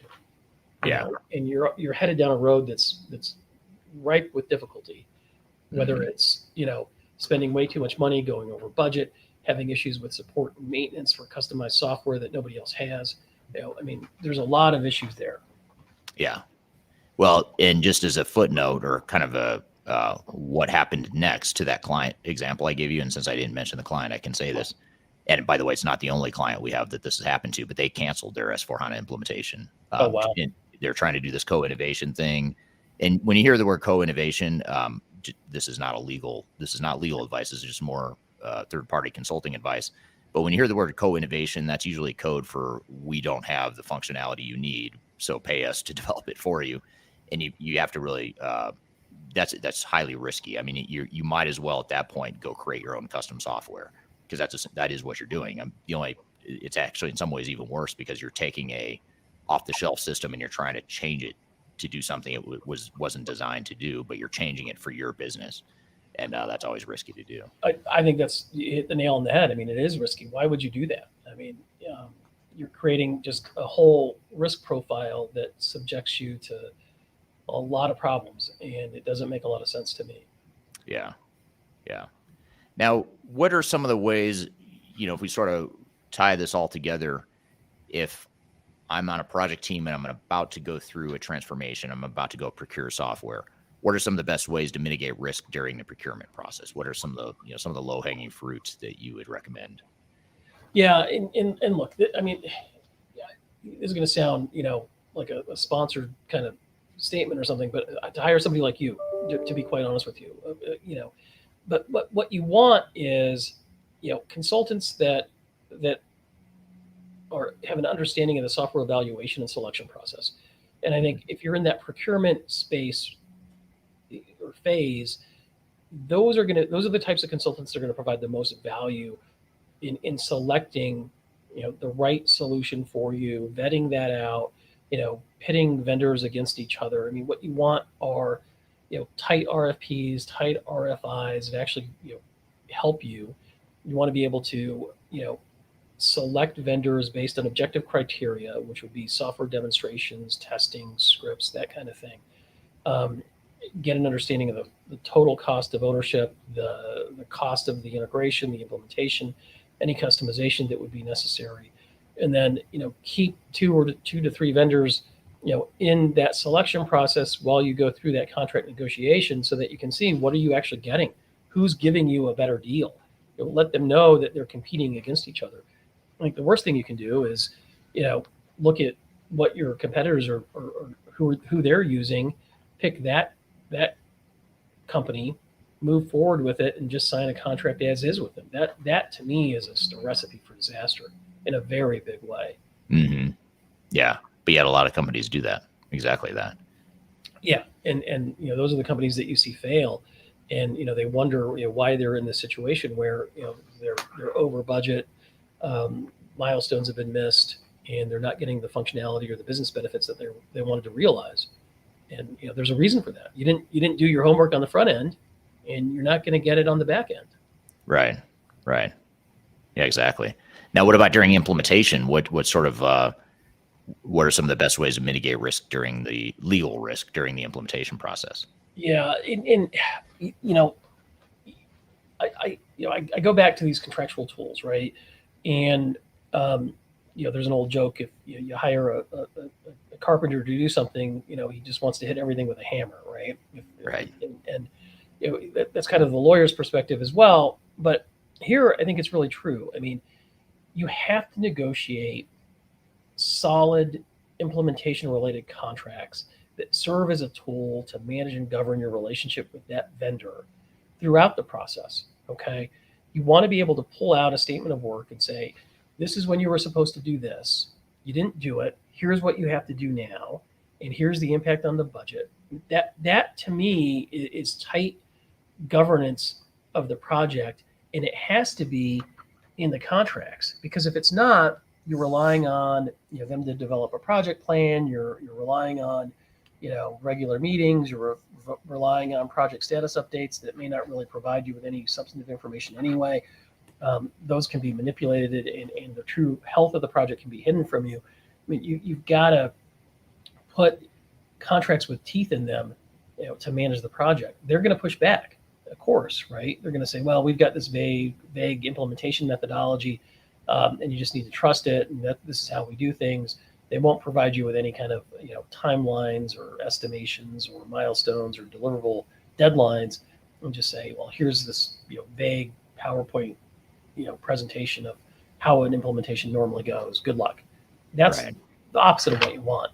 But the reality is, I mean, today, with the push to the cloud, standardization among vendors, the argument that the contracts are all standard and the implementation should be standard too, you're going to run into a lot of pushback on this. Agile software development is a problem as well, where they're going to say, well, we can't do it that way because we just got to iterate, and that's the value of our system, and it's a lot more beneficial to you in the long run. Well, that's not really true in my view. And I think they're telling you a load of BS in order to get you to sign on the dotted line, and then they're going to do what they want, and, Right. and they're going to charge you for the benefit of them doing what they want. Right. Yeah, exactly. Yeah, the agile conversation is a whole nother Pandora's box. We could spend an hour on that for sure. Yeah, I mean, that's the bane of a software attorney's existence is having an agile methodology, and then they come back and say, well, we can't even have SOWs because it's you just got to iterate the whole time, and that's just a horrible strategy. Yeah. And you hate to say it, but you look at what are the ways that software vendors and implementers protect themselves. And you talked about the contractual protection, the one-sided contractual protection they put in these one-size-fits-all contracts that are meant to serve their self-interest. But then agile too, that's another thing that regardless of whether or not it's the right answer for a client, it is a good way to protect yourself if you're an implementer, because you're just adapting, you're reacting, it takes away the need, or it takes the pressure off you defining requirements up front and having a clear strategy and blueprint for how you're going to deploy technology. It takes a lot of that pressure off you because you're doing it in the name of agile. Right, and you're doing it on an hourly basis. And, you can just you're getting drunk off hourly charges or hourly fees. Like a pirate on the dock, swigging rum, and you're just having a good old time. And it's a great analogy. All to agile, and you're making a ton of money, and it's not going anywhere. There's no checks and balances on your performance, and all that's obviously risky. Now, anytime I see a technical consultant, I'm going to think of he or she is a pirate on a ship just drinking rum. So, Pirates of the Caribbean or whatever. That's right. That's right. Well, good. Well, I really appreciate your time here today, Marcus. This is a great overview, and as always, a good conversation. And time flies when we're diving into this stuff. So, really appreciate you being here today. Oh, absolutely. I just looked at the clock. I didn't realize that our time was up. I apologize for having technical difficulties earlier. I'm not sure what happened, but we were able to get back into it pretty quickly. So hey, it worked out all right, and you forced me to tap dance a little bit and stall, which is always a good way to get. I'm not a morning person, so it's a good way to wake me up. Just to keep me on my game here. Well, I see you drinking those monsters in the morning, so hopefully that's giving you a lot of energy. Yeah, exactly. Yeah, I should try and get them as a sponsor of this podcast, because I'm usually drinking a monster on camera here. But I also want to leave the audience with this. If you'd like to meet Marcus and I in person, along with about a dozen other thought leaders in the industry, technology agnostic people that can provide some good guidance and lessons from digital transformations, be sure to attend the conference and join us in Denver, October 4th through the 6th. It's called Digital Stratosphere. It's a technology agnostic conference we host. Used to be every year in person until COVID happened, and now this is our first time back in person. You can register. You can look at the agenda, which continues to change and evolve because we're continuing to add to it. We're taking an agile approach to our agenda development for the event, but partly because we continue to add new speakers and new sessions. But join us. You can learn from people like us. Just as importantly, the peer networking is a really powerful component of this event too. So you can go to stratosphere2023.com. I'll be doing a book signing there for my new book that just came out. Marcus will be there presenting as a keynote. I'll be presenting as will others. We'll even have live entertainment. There'll be an 80s tribute or 80s cover band, which is really good. They're an amazing band. I've seen several times. It's actually my favorite 80s cover band. So you can you'll get to enjoy that as well if you join us. So we'd love to meet you in person so you can learn more. You can register. You can see the agenda at stratosphere2023.com. And Marcus, thank you for co-sponsoring that with us. It's co-sponsored by Taft, by us, as well as Technology Evaluation Centers and a company called Avero Advisors. The four of us, the four companies, are co-sponsoring that event. So thank you for being part of that, Marcus. Yeah, absolutely. It's a great event. I am looking forward to it. I invite all of you people to come. It's really a pretty valuable event and a unique event, like none of the other events that I attend or speak at. And, there's a lot of interaction between the attendees and the speakers and the sponsors. And so I think you get a lot of value add out of this one. Absolutely. Yeah. It's, you've been there a few times. So you can speak from experience of what a great event it is, and you've been a part of it. Every time we've done it, in fact, Taft has co-sponsored it. So we appreciate your partnership there, and look Absolutely. forward to doing it again with you, and look forward to seeing all of you there, all of you listening here today. So, all right. Thank you, Marcus. Great conversation as always. I learn something new every time you're on. So thank you for that. And also, again, as a reminder, stratosphere2023.com is where you can go to learn more about the event that both his company and our company, Third Stage, will be hosting October 4th through the 6th in Denver, Colorado. We'd love to meet you there. So go to stratosphere2023.com to see the agenda, the speaker lineup, registration info, all that good stuff. Be sure to check that out. We'd love to see you there in Denver.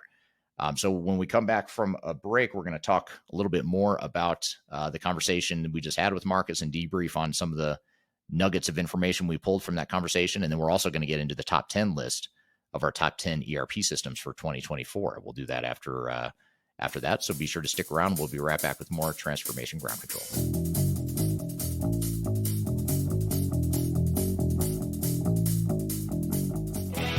If you are aiming for transformation success, turn to Third Stage Consulting Group.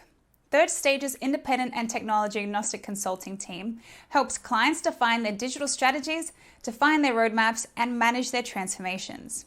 With offices in the US, Europe, and Australia, our team helps the world's most forward-thinking organizations through their transformation pitfalls and risks. If you are embarking on a digital transformation or business change initiative, contact Third Stage Consulting to see how we can help you reach the third stage of transformation success. Learn more about us and download independent reports, videos, and other best practices at thirdstage-consulting.com.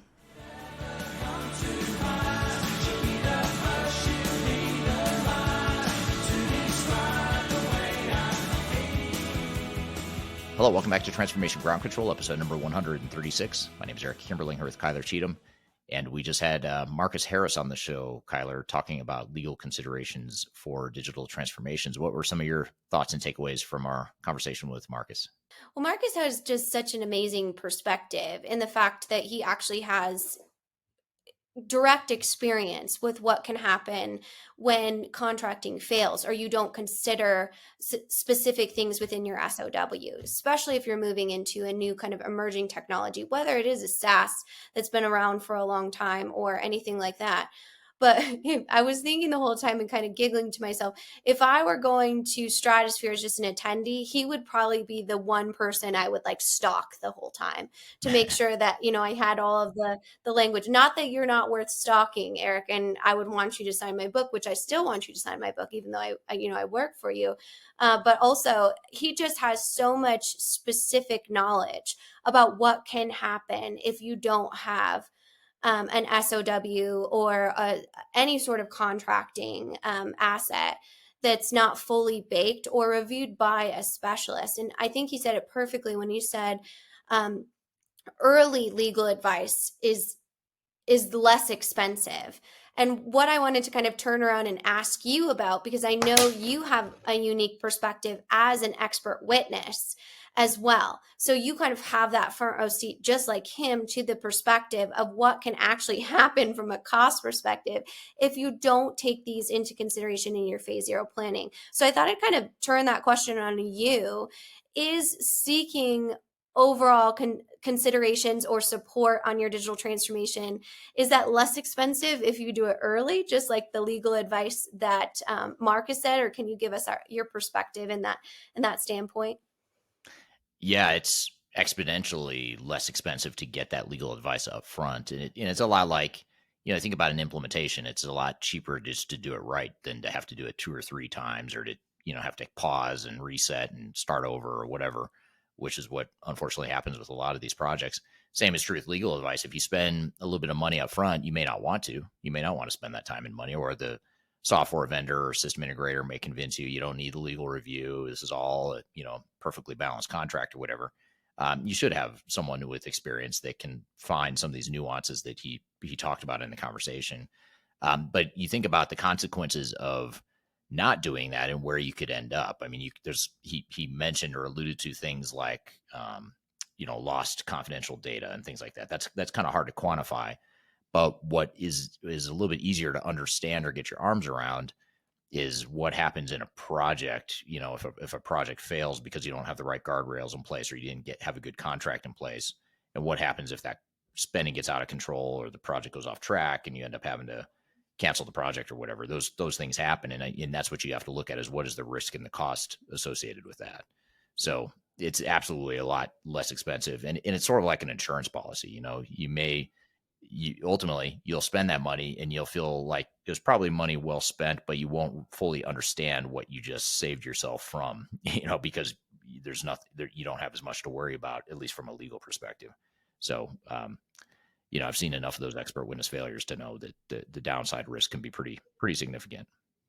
And letting the audience in on kind of something we did internally, you actually brought in a client to one of our leadership meetings at Third Stage to talk through what happens when you don't go through the due diligence within not only the contracting phase, but the planning phase, because this client actually came to us after the fact for some remediation services because they figured out that actually their system integrator owned their custom integrations. They didn't actually own that. So they were in a situation where they legitimately could not fire or move away from their system integrator because they owned that intellectual property.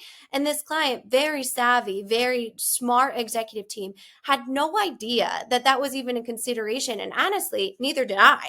So I think in those situations, like understanding that is going to be key to not only being able to be successful, but then, like you talked about earlier in the episode, kind of go out and spread your wings and fly as an internal organization. So it always kind of takes me back to those things that you don't know that can become a significant pain point, an expensive pain point within your transformation that can ultimately lead it to fail even after go live. Yeah, yeah, absolutely. And I can't help but think, the gamesmanship that you just described, which is essentially what it is. It's sort of like it's gamesmanship, and it's preserving self-interest, and it's capitalizing on a lack of understanding or lack of knowledge from your customer base. If you're a software vendor, that's what a lot of these software vendors are doing. And I think it's just a matter of time before a government entity somewhere steps in and says, you know what, this is bad and we need to regulate it. And I think that's what, if you ask me, I think that's where this industry is headed eventually, just based on the unethical behavior and the sketchy stuff that happens. I think eventually it's just a matter of time before some government somewhere decides that they're going to regulate. And if I had to predict, I'd say it's probably the EU, because the EU seems to be ahead of the curve on a lot of this stuff, and they seem to be the first to pounce into action when there is something that needs to be addressed. And once the EU does it, you can expect the rest of the world to sort of fall into place. So I think the more stuff like this, the more gamesmanship that the software vendors and tech integrators continue to do, the more they're just setting themselves up for regulation by the government, which in my opinion is probably worse than if they just would. If I'm a software vendor, I'd rather just act in a normal way and not have to deal with the government. Yeah, to do it ethically, and then you won't have to worry about the government intervening in it. But that's pure speculation on my part. But I don't know. What are your thoughts there? Yeah. Oh, I mean, absolutely. Acting with integrity. And I think it's so important to kind of piece that out from a strategic standpoint because you asked, Marcus, a great question about the considerations of things like generative AI, which we talked about, the security risks around that. We've talked about kind of the Samsung example where an employee with the best intention was trying to fix a problem using generative AI, but that open platform opened that up to an intellectual property debate. But we don't often realize that the ethics of the vendor partners can be a risk as well. And that's why it's so important to have someone like you or Marcus to kind of work together because we do a lot of joint engagements with Marcus to make sure that if we see a client that's in kind of a complex situation that needs a review, that we need to make sure that they own their intellectual property, that they have those quality assurance, those guardrails in place to ensure that they're going to be successful. So there's so many components that go into that. That's why it's critical to get that contracting or that phase zero planning correct in order to not have to spend a bunch of time, resources, and just pain in general. Because it's honestly sad. And I know I'm always a bleeding heart of everyone should do the right thing, but it is sad when you go into and you spend as much time as you do as a business on that growth mentality and mindset to interact with a partner that might not have the best of intentions. So that's a big kind of team up that Eric and Marcus and the rest of Third Stage team does is to ensure that you are set up for success as a business, not as someone that will be paying your partners for the rest of your life. So I totally agree.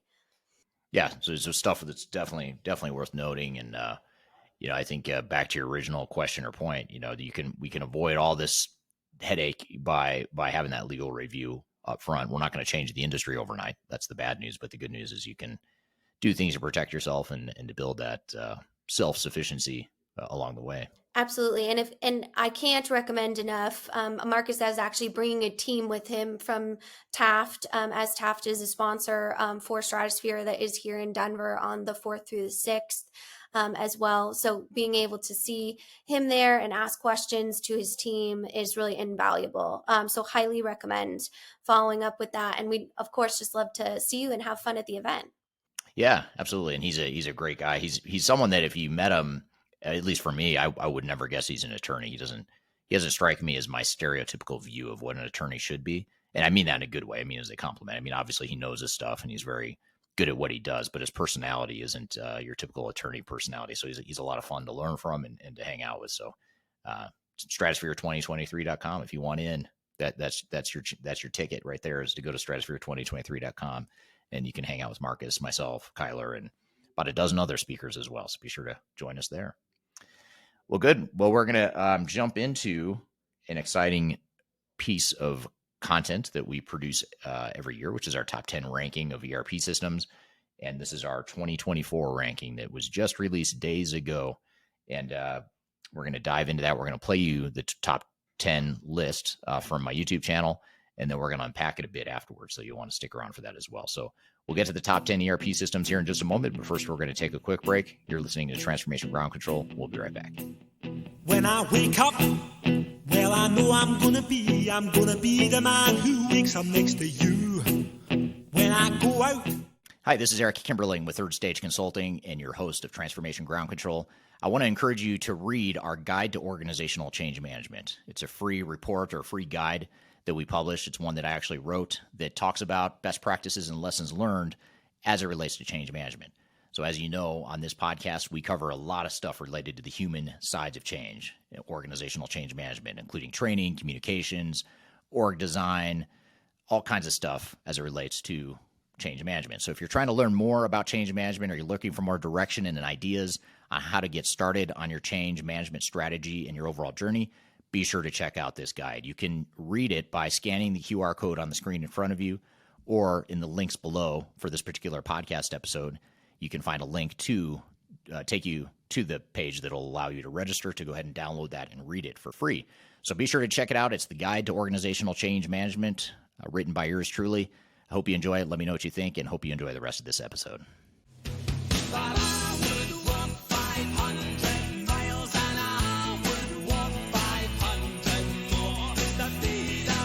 Hello, welcome back to Transformation Ground Control, episode number 136. My name is Eric Kimberling here with Kyler Cheatham. You can find new episodes of the show every Wednesday on LinkedIn, YouTube, Facebook, and Twitter, as well as audio podcast platforms throughout the world.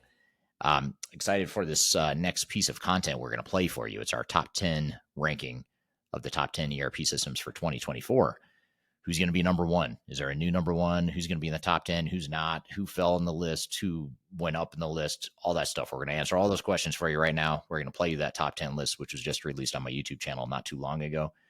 So let's just jump right into it. Here's the top 10 ERP systems for 2024. When choosing the best ERP software for your organization, it helps to look at what are the top 10 systems out there in the marketplace. So what are the top 10 systems for 2024 and beyond? That's what I want to talk about here today. And when we're helping clients through digital transformations, we look at a lot of different things. We help them evaluate features and functionality, implementation, cost, and risk, and overall fit of ERP technologies with their digital transformation goals and objectives. But oftentimes organizations get overwhelmed with all the different options out there and understanding what the best fit is for their organization. So what I want to do today is talk about, from an agnostic perspective, what are the top 10 systems that you should be considering for 2024 and beyond. And just as a quick caveat and note, Third Stage Consulting is not affiliated with any of these software vendors or any other system in the marketplace. This top 10 list is simply based on our experience helping clients select and implement all different types of solutions in the marketplace. Now, if you're looking for more information about these software technologies we're going to talk about here today, or if you're looking for best practices to help make your digital transformation more successful, I encourage you to read our annual digital transformation report. It's a report we publish each year that covers a number of independent reviews and rankings and best practices for digital transformation to help your project be more successful. You can read that by scanning the QR code here in front of you, or you can go to the description field below for links to that report, as well as other resources that will help you through your digital transformation journey.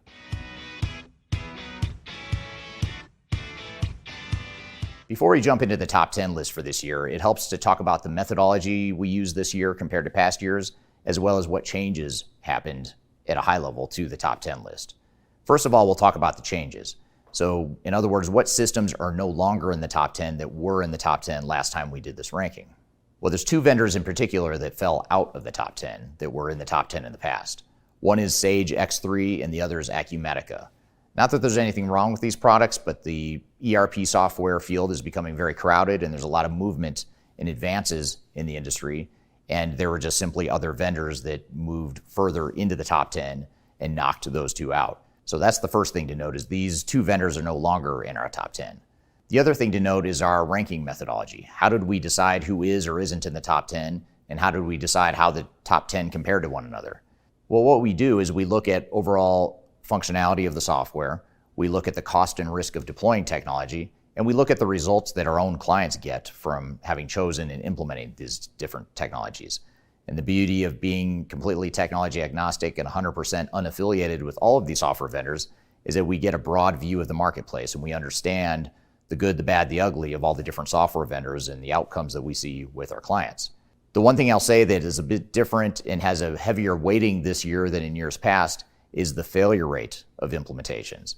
We looked very heavily this year at what is the failure rate of these different vendors, and that worked against some vendors in this case. You'll see a couple of vendors that fell in the top 10, largely because of their implementation results, not so much because of their technology or the functions and capabilities. So that's a bit about the methodology. So let's jump into the top 10 list now. Coming in at number 10 is the Force platform. And the Force platform is actually owned by Salesforce and was created by Salesforce. And it's essentially a platform that allows Salesforce to be more than just a CRM solution, which is what it's known for. Force allows organizations and third-party developers to extend Salesforce's capabilities or change Salesforce's capabilities by creating third-party applications and adding additional layers of features and functionality for specific functions and or industries that allow organizations to have a semi-tailored solution that's a broad ERP type of solution. Last year, Force was number 9 on our list. It dropped to number 10, but it's still a very strong solution, and it's a good alternate for organizations that don't necessarily want a single application, but they want to deploy a platform that gives them a lot of flexibility to tie together different systems and potentially even create their own custom applications to tie together with that Force platform. Now, if you're looking for more information and a deeper dive into Salesforce and the Force platform, check out this video right here. It's a review that I did not too long ago of Salesforce, and this video will dive into the features and functionality of Salesforce in more detail.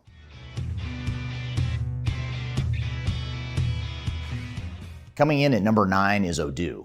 Odoo is an open source system that has gained a lot of traction and momentum in the marketplace. It was number 8 on our list last year. It fell slightly, just a little bit, to number 9, mainly because there were 2 new entrants that moved ahead of Odoo in the top 10, but still enough to keep it in the top 10. And the reason Odoo is in our top 10 is because it offers a good alternative to smaller and mid-sized organizations that are looking for a system that gives them flexibility and allows them simplicity in a sea of really complex ERP systems. Odoo is also very cost effective, so a lot of smaller and mid-sized organizations that don't have big budgets are able to afford Odoo. But the downside risk of Odoo is that it may not be big enough or complex enough or robust enough for a larger organization. And another downside risk is that Odoo as an organization seems to be getting a little ahead of itself trying to go after larger organizations when their software isn't quite capable of some of the larger, more complex needs of organizations.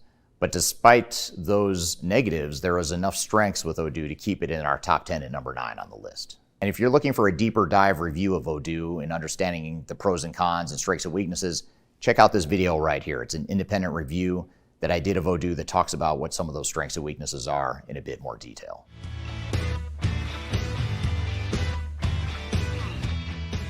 Coming in at number 8 is Oracle NetSuite. Oracle NetSuite was number 2 last year, and it dropped a few places to number 8, largely because of some of the implementation challenges that we've seen amongst their customer base. Now, let me start with the strengths, though, of what the strengths of the product are and why it's in our top 10 list. First of all, it's a pioneer in the software as a service or the cloud space. So they have a very mature product that's been around for a long time, unlike many legacy on-premise vendors that are just now making the migration to the cloud. The other strength of NetSuite is that it's designed largely for small and mid-sized companies. So if we were just to look at our smaller clients, NetSuite would actually be much higher on our list. In fact, it might be as high as number 1 on our list if we were to look at our client base right now, just among small clients.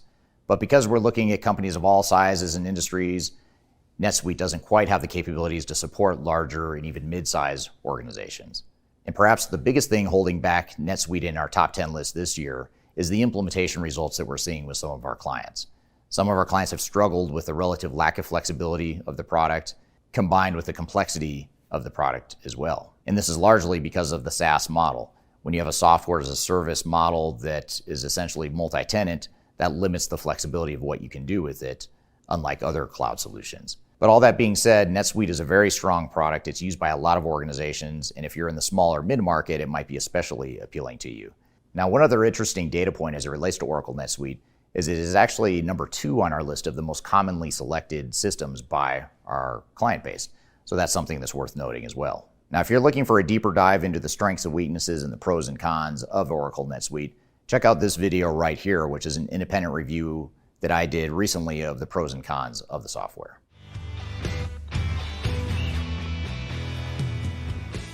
Coming in at number 7 this year is IFS. And IFS is a unique solution that focuses heavily on construction and field services and some manufacturing and distribution. And they're a software vendor, unlike many others, that are not trying to be everything to everyone.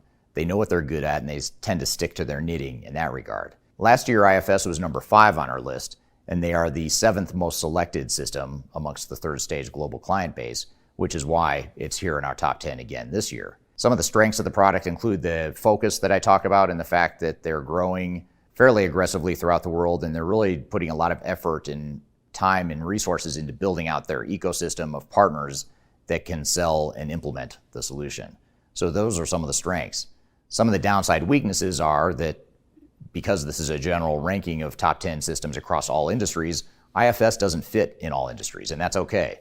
But it's something that does hold back IFS from being higher in our top 10 list. Having said that, because they do focus so much on certain industries, they tend to have somewhat of a higher implementation success rate as a result of that.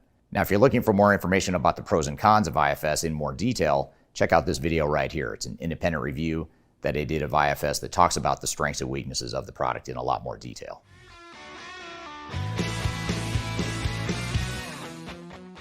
Coming in at number 6 is SAP S/4HANA. And S/4HANA dropped from number 4 in last year's ranking down to number 6. And it's also our number 4 most selected ERP system amongst our global client base. Now, S/4HANA is a very robust product. It can do a lot of different things. It's designed and built for the Fortune 500 and the biggest organizations in the world. That's the good news. The bad news is that there are some material deficiencies in the product as they continue the transition from on-prem, ECC, and R3 types of solutions to their cloud S/4HANA solution. Another reason that S/4HANA has dropped in our top 10 ranking is because the implementation results have not been as strong as other software vendors. There have been a lot of SAP implementation failures in recent years. And in fact, even in our own client base, we've had a couple clients that have completely canceled their S/4HANA implementations because of material concerns with the product and with the implementation itself. So for those reasons, although the system is falling in our top 10 ranking, it's still a very strong and very prevalent product in the marketplace, and that's why it's number 6.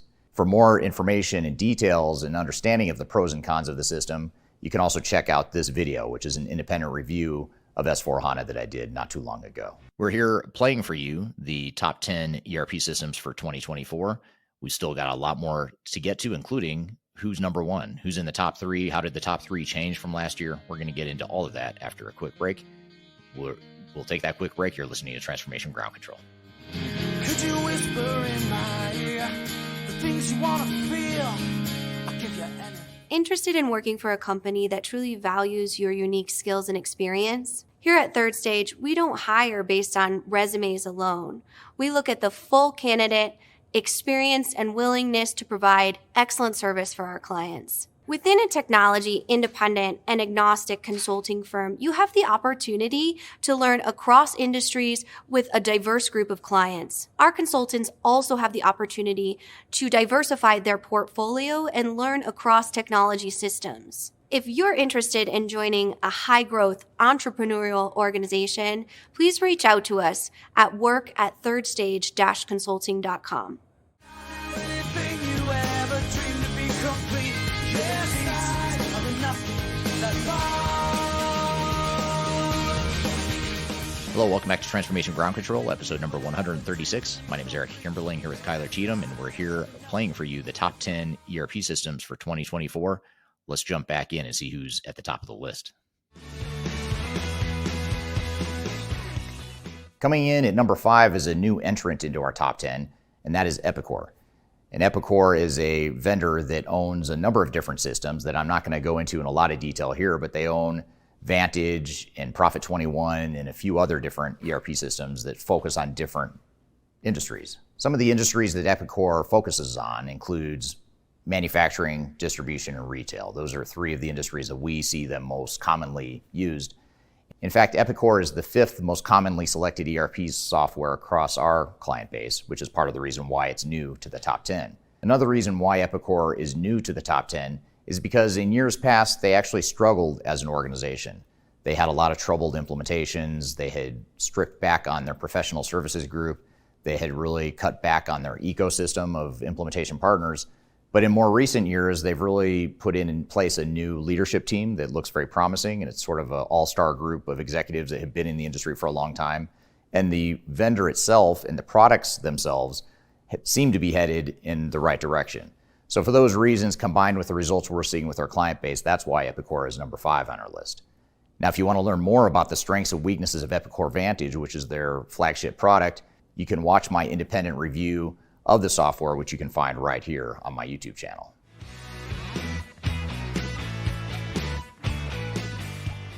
Coming in at number 4 is Workday. And Workday has been on our list in the past, but it wasn't in our top 10 list last year. The reason it wasn't in our top 10 list is because some of the missing capabilities in core ERP functionality.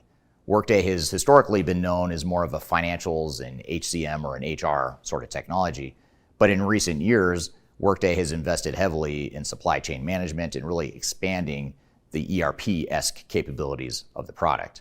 The other reason why Workday is new to our top 10 list and made the top 10 this year at such a high level is because more and more organizations are choosing Workday. They're gaining a lot of traction in their sales cycle and in the marketplace. And their implementations do have troubles, just like any software vendor, but they seem to be building a positive track record of implementation success. So you may have thought of Workday as just an HR or just a financial type of system, but it's important to think of Workday as more of a complete ERP system. If you're looking for more information about the pros and cons of Workday in more detail, check out this video right here, which is an independent review of the pros and cons of the solution that I recently published on my YouTube channel.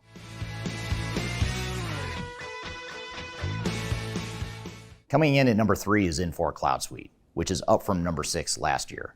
It's also the number 3 most selected system amongst Third Stage's client base. And the reason Infor Cloud Suite has moved up is largely because it's being selected at a higher pace amongst our client base, but also because Cloud Suite is starting to finally get some traction and some stability to the Cloud Suite solution. For a long time, Infor has really struggled with M3 and Sightline and some of the other legacy products, and having a clear roadmap for Cloud Suite going forward, and having a unified roadmap for Cloud Suite going forward. But now we're starting to see the fruits of the last few years of their investments in Cloud Suite in advancing the product as well. Having said that, there are still imperfections with the product. There's still some confusion and sort of a mix and match of different solutions that are required to satisfy many clients' needs, but they've come a long way and their product is a lot more complete than some of the other products in the marketplace. So for those reasons, Infor is number 3 on our list this year, and you can learn more about Infor Cloud Suite in more detail in terms of features and functionality and pros and cons by watching this video right here from my YouTube channel that dives into my independent review of Infor Cloud Suite.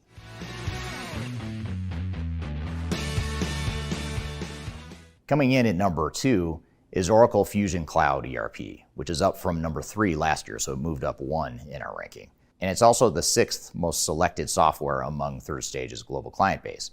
Now, the reason Oracle has moved up in the ranking and the reason it's so high in our ranking is because it provides a flexible option for large organizations. Oracle generally focuses on the big multinational organizations. It's a robust product. It can do a lot of different things. It has a lot of diversity in its functionality, but it's also flexible, more flexible than, say, an SAP S/4HANA, which is why it rates higher than SAP. Oracle also has less of a black eye when it comes to implementation results. Although there are plenty of implementation challenges and even some failures in the Oracle ecosystem, Oracle Fusion Cloud ERP has a lower failure rate than SAP in terms of the data we've seen. The other thing to note with Oracle Fusion Cloud ERP is that it has more of an open architecture that can more easily be integrated with other types of systems and solutions. Now, if you're looking for more information on the pros and cons of Oracle Fusion Cloud ERP, check out my review right here on my YouTube channel that provides the pros and cons from an independent and tech agnostic perspective. Coming in at number 1 this year, which is the same as last year's number 1, is Microsoft Dynamics 365 F&O, and the F&O stands for Finance and Operations. The reason it's number 1 again this year is largely because Microsoft D365 appeals to such a large customer base. They generally focus on mid-market and larger organizations. So while SAP and Oracle tend to focus on just the big companies, and NetSuite and Odoo and others tend to focus on the smaller companies, Microsoft D365 sort of straddles between both. They cover the mid-market as well as larger organizations. So it's a product that can scale, but it's also not too much overkill for a smaller mid-sized company that might want to deploy technology. The other reason why Microsoft is number 1 is because, first of all, it is the number 1 most selected software by our client base, but also because it is a very flexible solution, and it's also a solution that has a familiar user interface in that Microsoft look and feel. It's also an open architecture that can integrate well with third-party solutions. So these are just some of the reasons why it's number 1 on our list. Now, if I were to focus on the negatives, the things that might hold back Microsoft D365, I would say that the biggest negative is the value-added reseller ecosystem. They really have no control over their ecosystem. There's a wide variety of discrepancy in the qualities and the strengths and weaknesses of different VARs out there. So you really have to be careful in choosing the right implementation partner because there's, quite frankly, too many of them out there. But all that being said, that's enough to land Microsoft D365 at number 1 on our list. And if you're looking for a more detailed review of the pros and cons of the functionality of the software, I encourage you to watch my video right here that dives into my independent review of the software. So those are the top 10 systems in our top 10 list, but there's a lot of systems that didn't make the list that you can make a pretty strong argument should have made the list. And in some years past, they have made the list. Some honorable mentions worth noting would be UKG.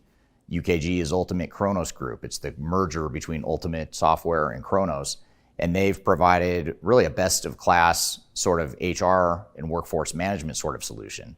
So if you're not looking for a complete ERP system, but you're really honing in on HR and workforce management, UKG might be a great option. Another honorable mention goes to Palantir. Palantir isn't an ERP system per se, which is why it did not make the top 10 list, but it's more of a platform, a workflow management solution that can help tie together multiple systems. And in fact, you can watch my independent review of the pros and cons of the system by watching this video right here. Another one is ServiceNow. ServiceNow is oftentimes viewed as a pseudo ERP system, even though it's not a full-blown ERP system, but it's oftentimes used for service-based organizations and customer service-driven organizations. And you can watch my review of that software in this video right here. And then finally, Snowflake. Snowflake is a sort of a business intelligence tool on steroids that takes business intelligence to another level. It could be a great alternative to traditional ERP systems, but because it's not a complete ERP system, we did not include it in this year's ranking, but it is an up-and-coming technology that you might want to consider. And then, of course, the other honorable mentions would go to Sage X3 and Acumatica, two very strong solutions that were in the top 10 last year, and they fell out of the top 10 mainly because we had two new entrants that moved to the top of the list, but there's still two strong solutions worth noting. So I hope you found this information useful. And if you're looking for more information about software options in the marketplace, as well as best practices to make your digital transformation more successful, I encourage you to read our Digital Transformation Report. It's a report we publish each year that highlights the strengths and weaknesses of different software solutions in the marketplace, as well as implementation tips and best practices. You can read that report by scanning the QR code right here in front of you, or you can go to the links in the description field below. So I hope you found this information useful and hope you have a great day. All right, that is our top 10 list of the top 10 ERP systems for 2024. There's a lot of stuff we didn't cover in that list, and we're going to bring some of it to life here in just a moment, but we're going to take a quick break. We'll be right back with more Transformation Ground Control. Just tell me what you've got to say to me. I've been waiting for so long to hear. If you are aiming for transformation success, turn to Third Stage Consulting Group. Third Stage's independent and technology agnostic consulting team helps clients define their digital strategies, define their roadmaps, and manage their transformations. With offices in the US, Europe, and Australia, our team helps the world's most forward-thinking organizations through their transformation pitfalls and risks. If you are embarking on a digital transformation or business change initiative, contact Third Stage Consulting to see how we can help you reach the third stage of transformation success. Learn more about us and download independent reports, videos, and other best practices at thirdstageconsulting.com.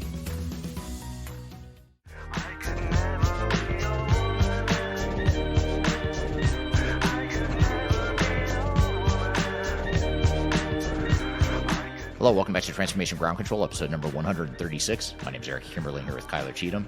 And Kyler, we just played for the audience here our top 10 ERP systems video for 2024.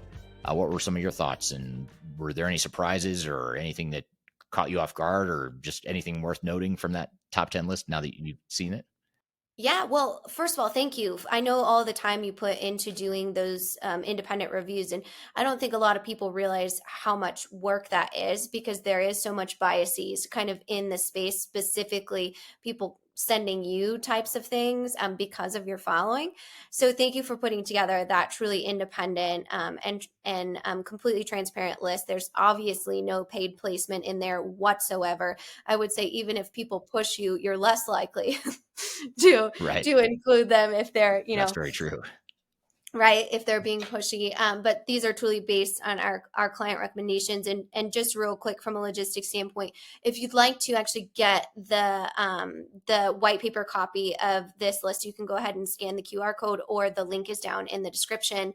And then also you can pre-register for our 2024 digital transformation report, which is our bigger playbook that we will release later in the year. So you have an opportunity to kind of do a two birds, one stone, two stones, one bird. Kill two birds with the same stone. There you go. I think that's it. There you go. Between the two of us, we'll figure out all these cliche phrases.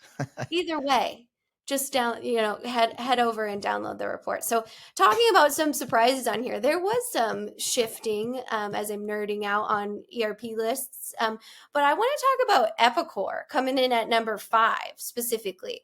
So this is a completely new contender on our list, and it actually comes into the top 5. So what happened there?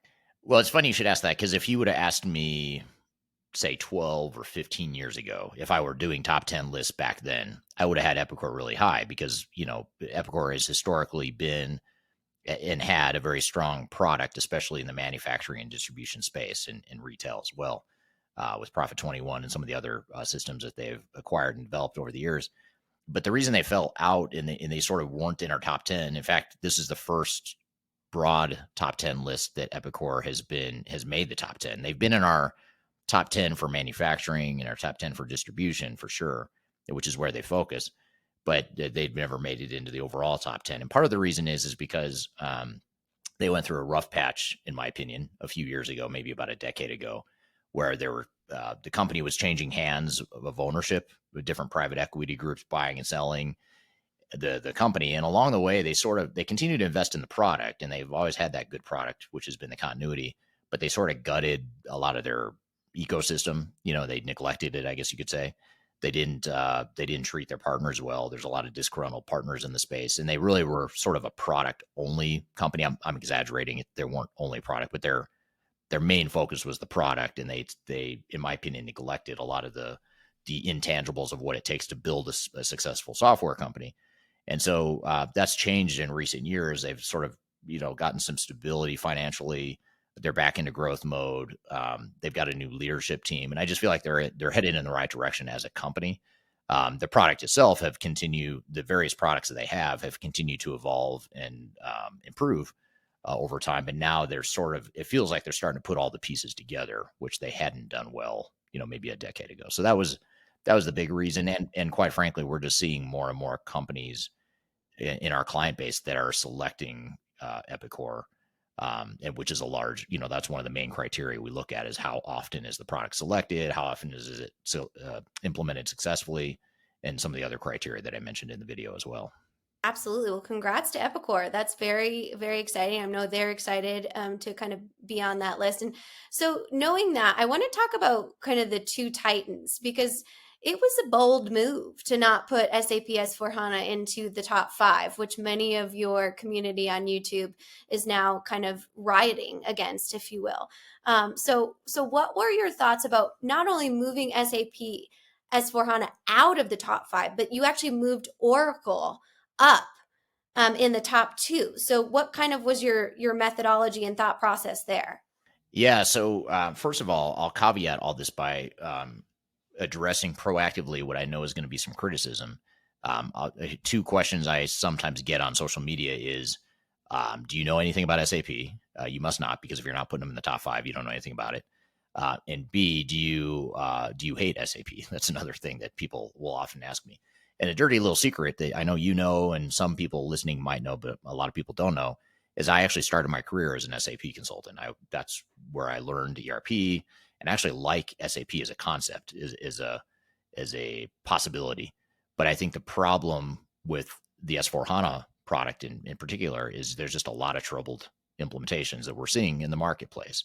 And you can't help but take that into consideration, no matter how good I think S/4HANA might be in the future, or could be for a lot of organizations.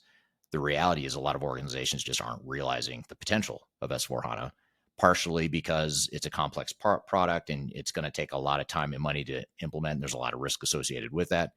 But it's also a maturity issue. There's some maturity issues with S/4HANA. It's just not there yet. I mean, it's just not where ECC was or is, in terms of all the R&D investment over decades that, ECC had been around. And that's understandable to some degree. I mean, of course, S/4HANA, a newer product, is going to have some new stuff, some great, sexy new technologies that ECC didn't have, but not everything that, in terms of the fundamental core ERP functionality that was in ECC, has sort of made that transition over to S/4HANA. And then you add to the fact that SAP has sort of shifted strategies over the last decade, and instead of building their own products and having a fully integrated suite of products, now they've gone out and acquired more of a best of breed approach, which is adding complexity and risk to their implementations. So Success Factors and Concur and Ariba, for example, are just three big systems that they went out and acquired. Business Objects is another one. So they went out and acquired these different companies, and integrating those systems is not easy, and that adds to the risk and complexity. So we look at implementation results, and the implementation track record as of right now is not one of the best in the industry, and that's part of what's pushing SAP down in our rankings at the moment. And so let's talk about implementation success and the adoption success, because that is the reason for another kind of controversial, if you will, ranking on our list, which is Workday, that came in at number 4. And a lot of people don't consider Workday as a core ERP system, but you talk a lot about kind of the advancements in their functionality, as well as a key implementation success rate. So that seems to be a big reason of why Workday is actually in the top 5 instead of SAP S/4HANA. Would that be kind of a correct observation? Yeah, it's in my opinion correct. I think a lot of people listening though, and I'll speak on their behalf because I've seen it on social media, not just in this year's top 10 ranking, but in past years, there's a subset of people that think Workday just shouldn't be in the top 10 at all, or even up for consideration because it's not a real ERP system. And I guess it depends on what you mean by a real ERP system. If you are looking for core financials and some HR functionality, some basic inventory management, that is sort of a light ERP, I guess you'd call it. If you're a complex engineer to order manufacturing company, is Workday going to be the answer that gets you there? Probably not. But if you're a financial services company or a distribution company that has some fairly vanilla ERP types of needs, then Workday could be a good consideration. And they're continuing to add to their capabilities, as you mentioned too. The same can be said for Salesforce. Last year, the last ranking, we had Salesforce as a product in the top 10, but this year we changed it a bit. And now we have the Salesforce platform in the list, not Salesforce as a product, but Force as a platform, which is still Salesforce, but we're talking about the platform in general. Some might say, well, that's not an ERP system. Okay, yeah, technically it's not, but you can use that platform to piece together and put together different apps that will create an ERP experience for your organization. Whether or not that's the right answer for an organization is a different story. For a lot, it is. For a lot, it's not. So it just depends on what the needs are. But it is enough to get consideration or a look, in my opinion, on the Salesforce side as well. And that's really the point, right? That's kind of your it depends philosophy, is what it works for your organization as an ERP solution. And I think it's great that you bring in kind of these quote unquote non-traditional, even though that's obviously evolving, that conversation in the industry, which I think is a good thing, to have kind of that healthy competition around being able to choose. So those are some great things. And I chuckle a little bit because number 1 is D365 for 2 years in a row, which is excellent.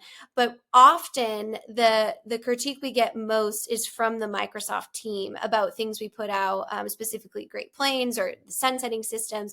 So a lot of times you get the feedback, hey, you don't like Microsoft. Yet the last 2 years, I should say, they've been number 1 on your top 10 list, which is not, you usually do a lot of shifting in that list, but they've kind of held strong in this position in the last, couple of years. So what's your reaction to that? Do you find it as hilarious as I find it? Yeah, it's hilarious and ironic all at the same time. And that's true for any vendor, by the way. I can pick a vendor and tell me to make an argument for or against it, and I can do it. I think I can do it pretty well. And software vendors, they don't like hearing the dark side of their own product, or they don't want to be told that their baby's ugly. And so when you say their baby's ugly, or there's sort of a dark side or a deficiency in their product, and by the way, when I say that stuff, it's not that I'm attacking the product or I think it's inferior necessarily. It's that you just, as a buyer, you should know that, yes, go ahead and buy that software. I'm not even trying to change your mind necessarily, but know that there are gaps there.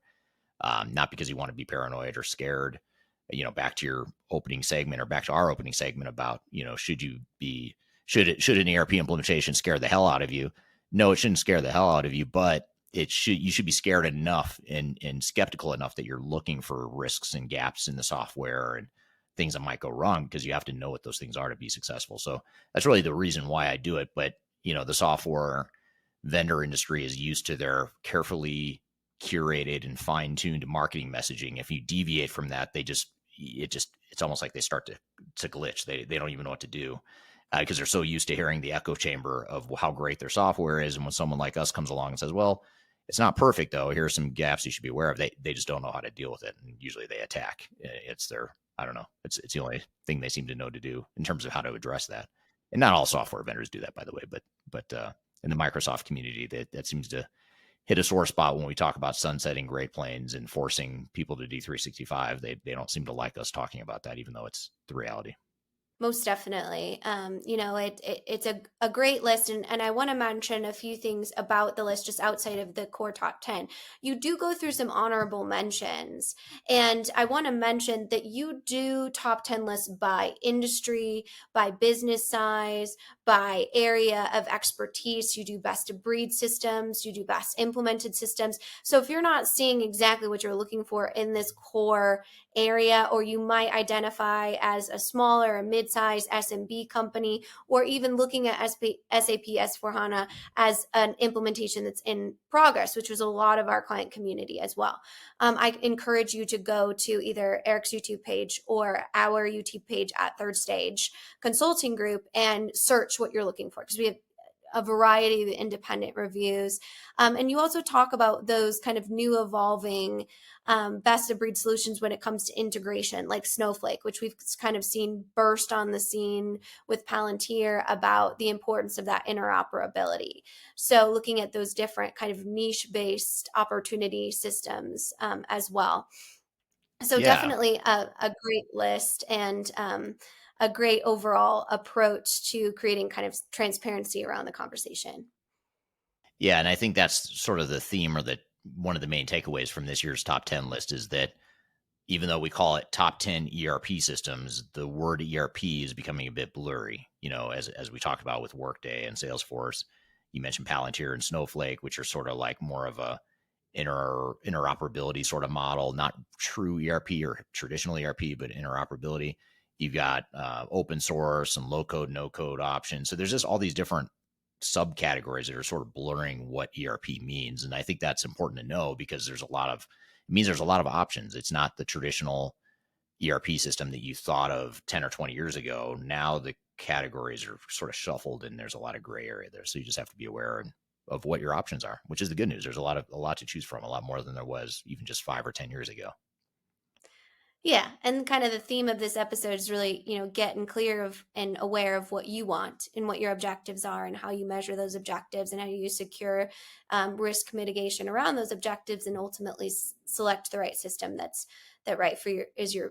is right for your business, that it depends type of approach. So thank you, Eric, for putting this together. And again, just a reminder, if you'd like to pre-register for our 2024 report, you're able to do that. That will be available at Stratosphere, as we mentioned. We'll actually have some copies available for you to kind of review with Eric, especially if you have the VIP ticket. You're actually able to have an experience of talk to him about that. So you can head to stratosphere2023.com to register for that, and then also download in the link below this top 10 list if you are interested. So thank you, Eric, for such a great overview. And I'm always excited when the top 10 lists come out, because everyone has such great observations. Speaking of those observations, if you disagree or agree, we always want to hear that in the comments. As you heard me mention earlier in the episode, we do take those into consideration, and I asked Eric those, and we have a conversation around it, which is the transparency in which our movement here at Third Stage supports. So definitely want to hear from you in the comments as well. Yeah, I'd love to hear the feedback on the top 10 list or anything else we've talked about here today. So thank you in advance for that feedback, and thank you for another great episode, Kyler, and thank you to the audience for the great questions and engagement throughout the show. And as always, you can find new episodes of the show every Wednesday on audio podcast platforms, as well as LinkedIn, YouTube, Facebook, and Twitter. We put out new episodes every Wednesday, so be sure to check us out. And hope you have a great week in the meantime, and we'll see you next week on Transformation Ground Control.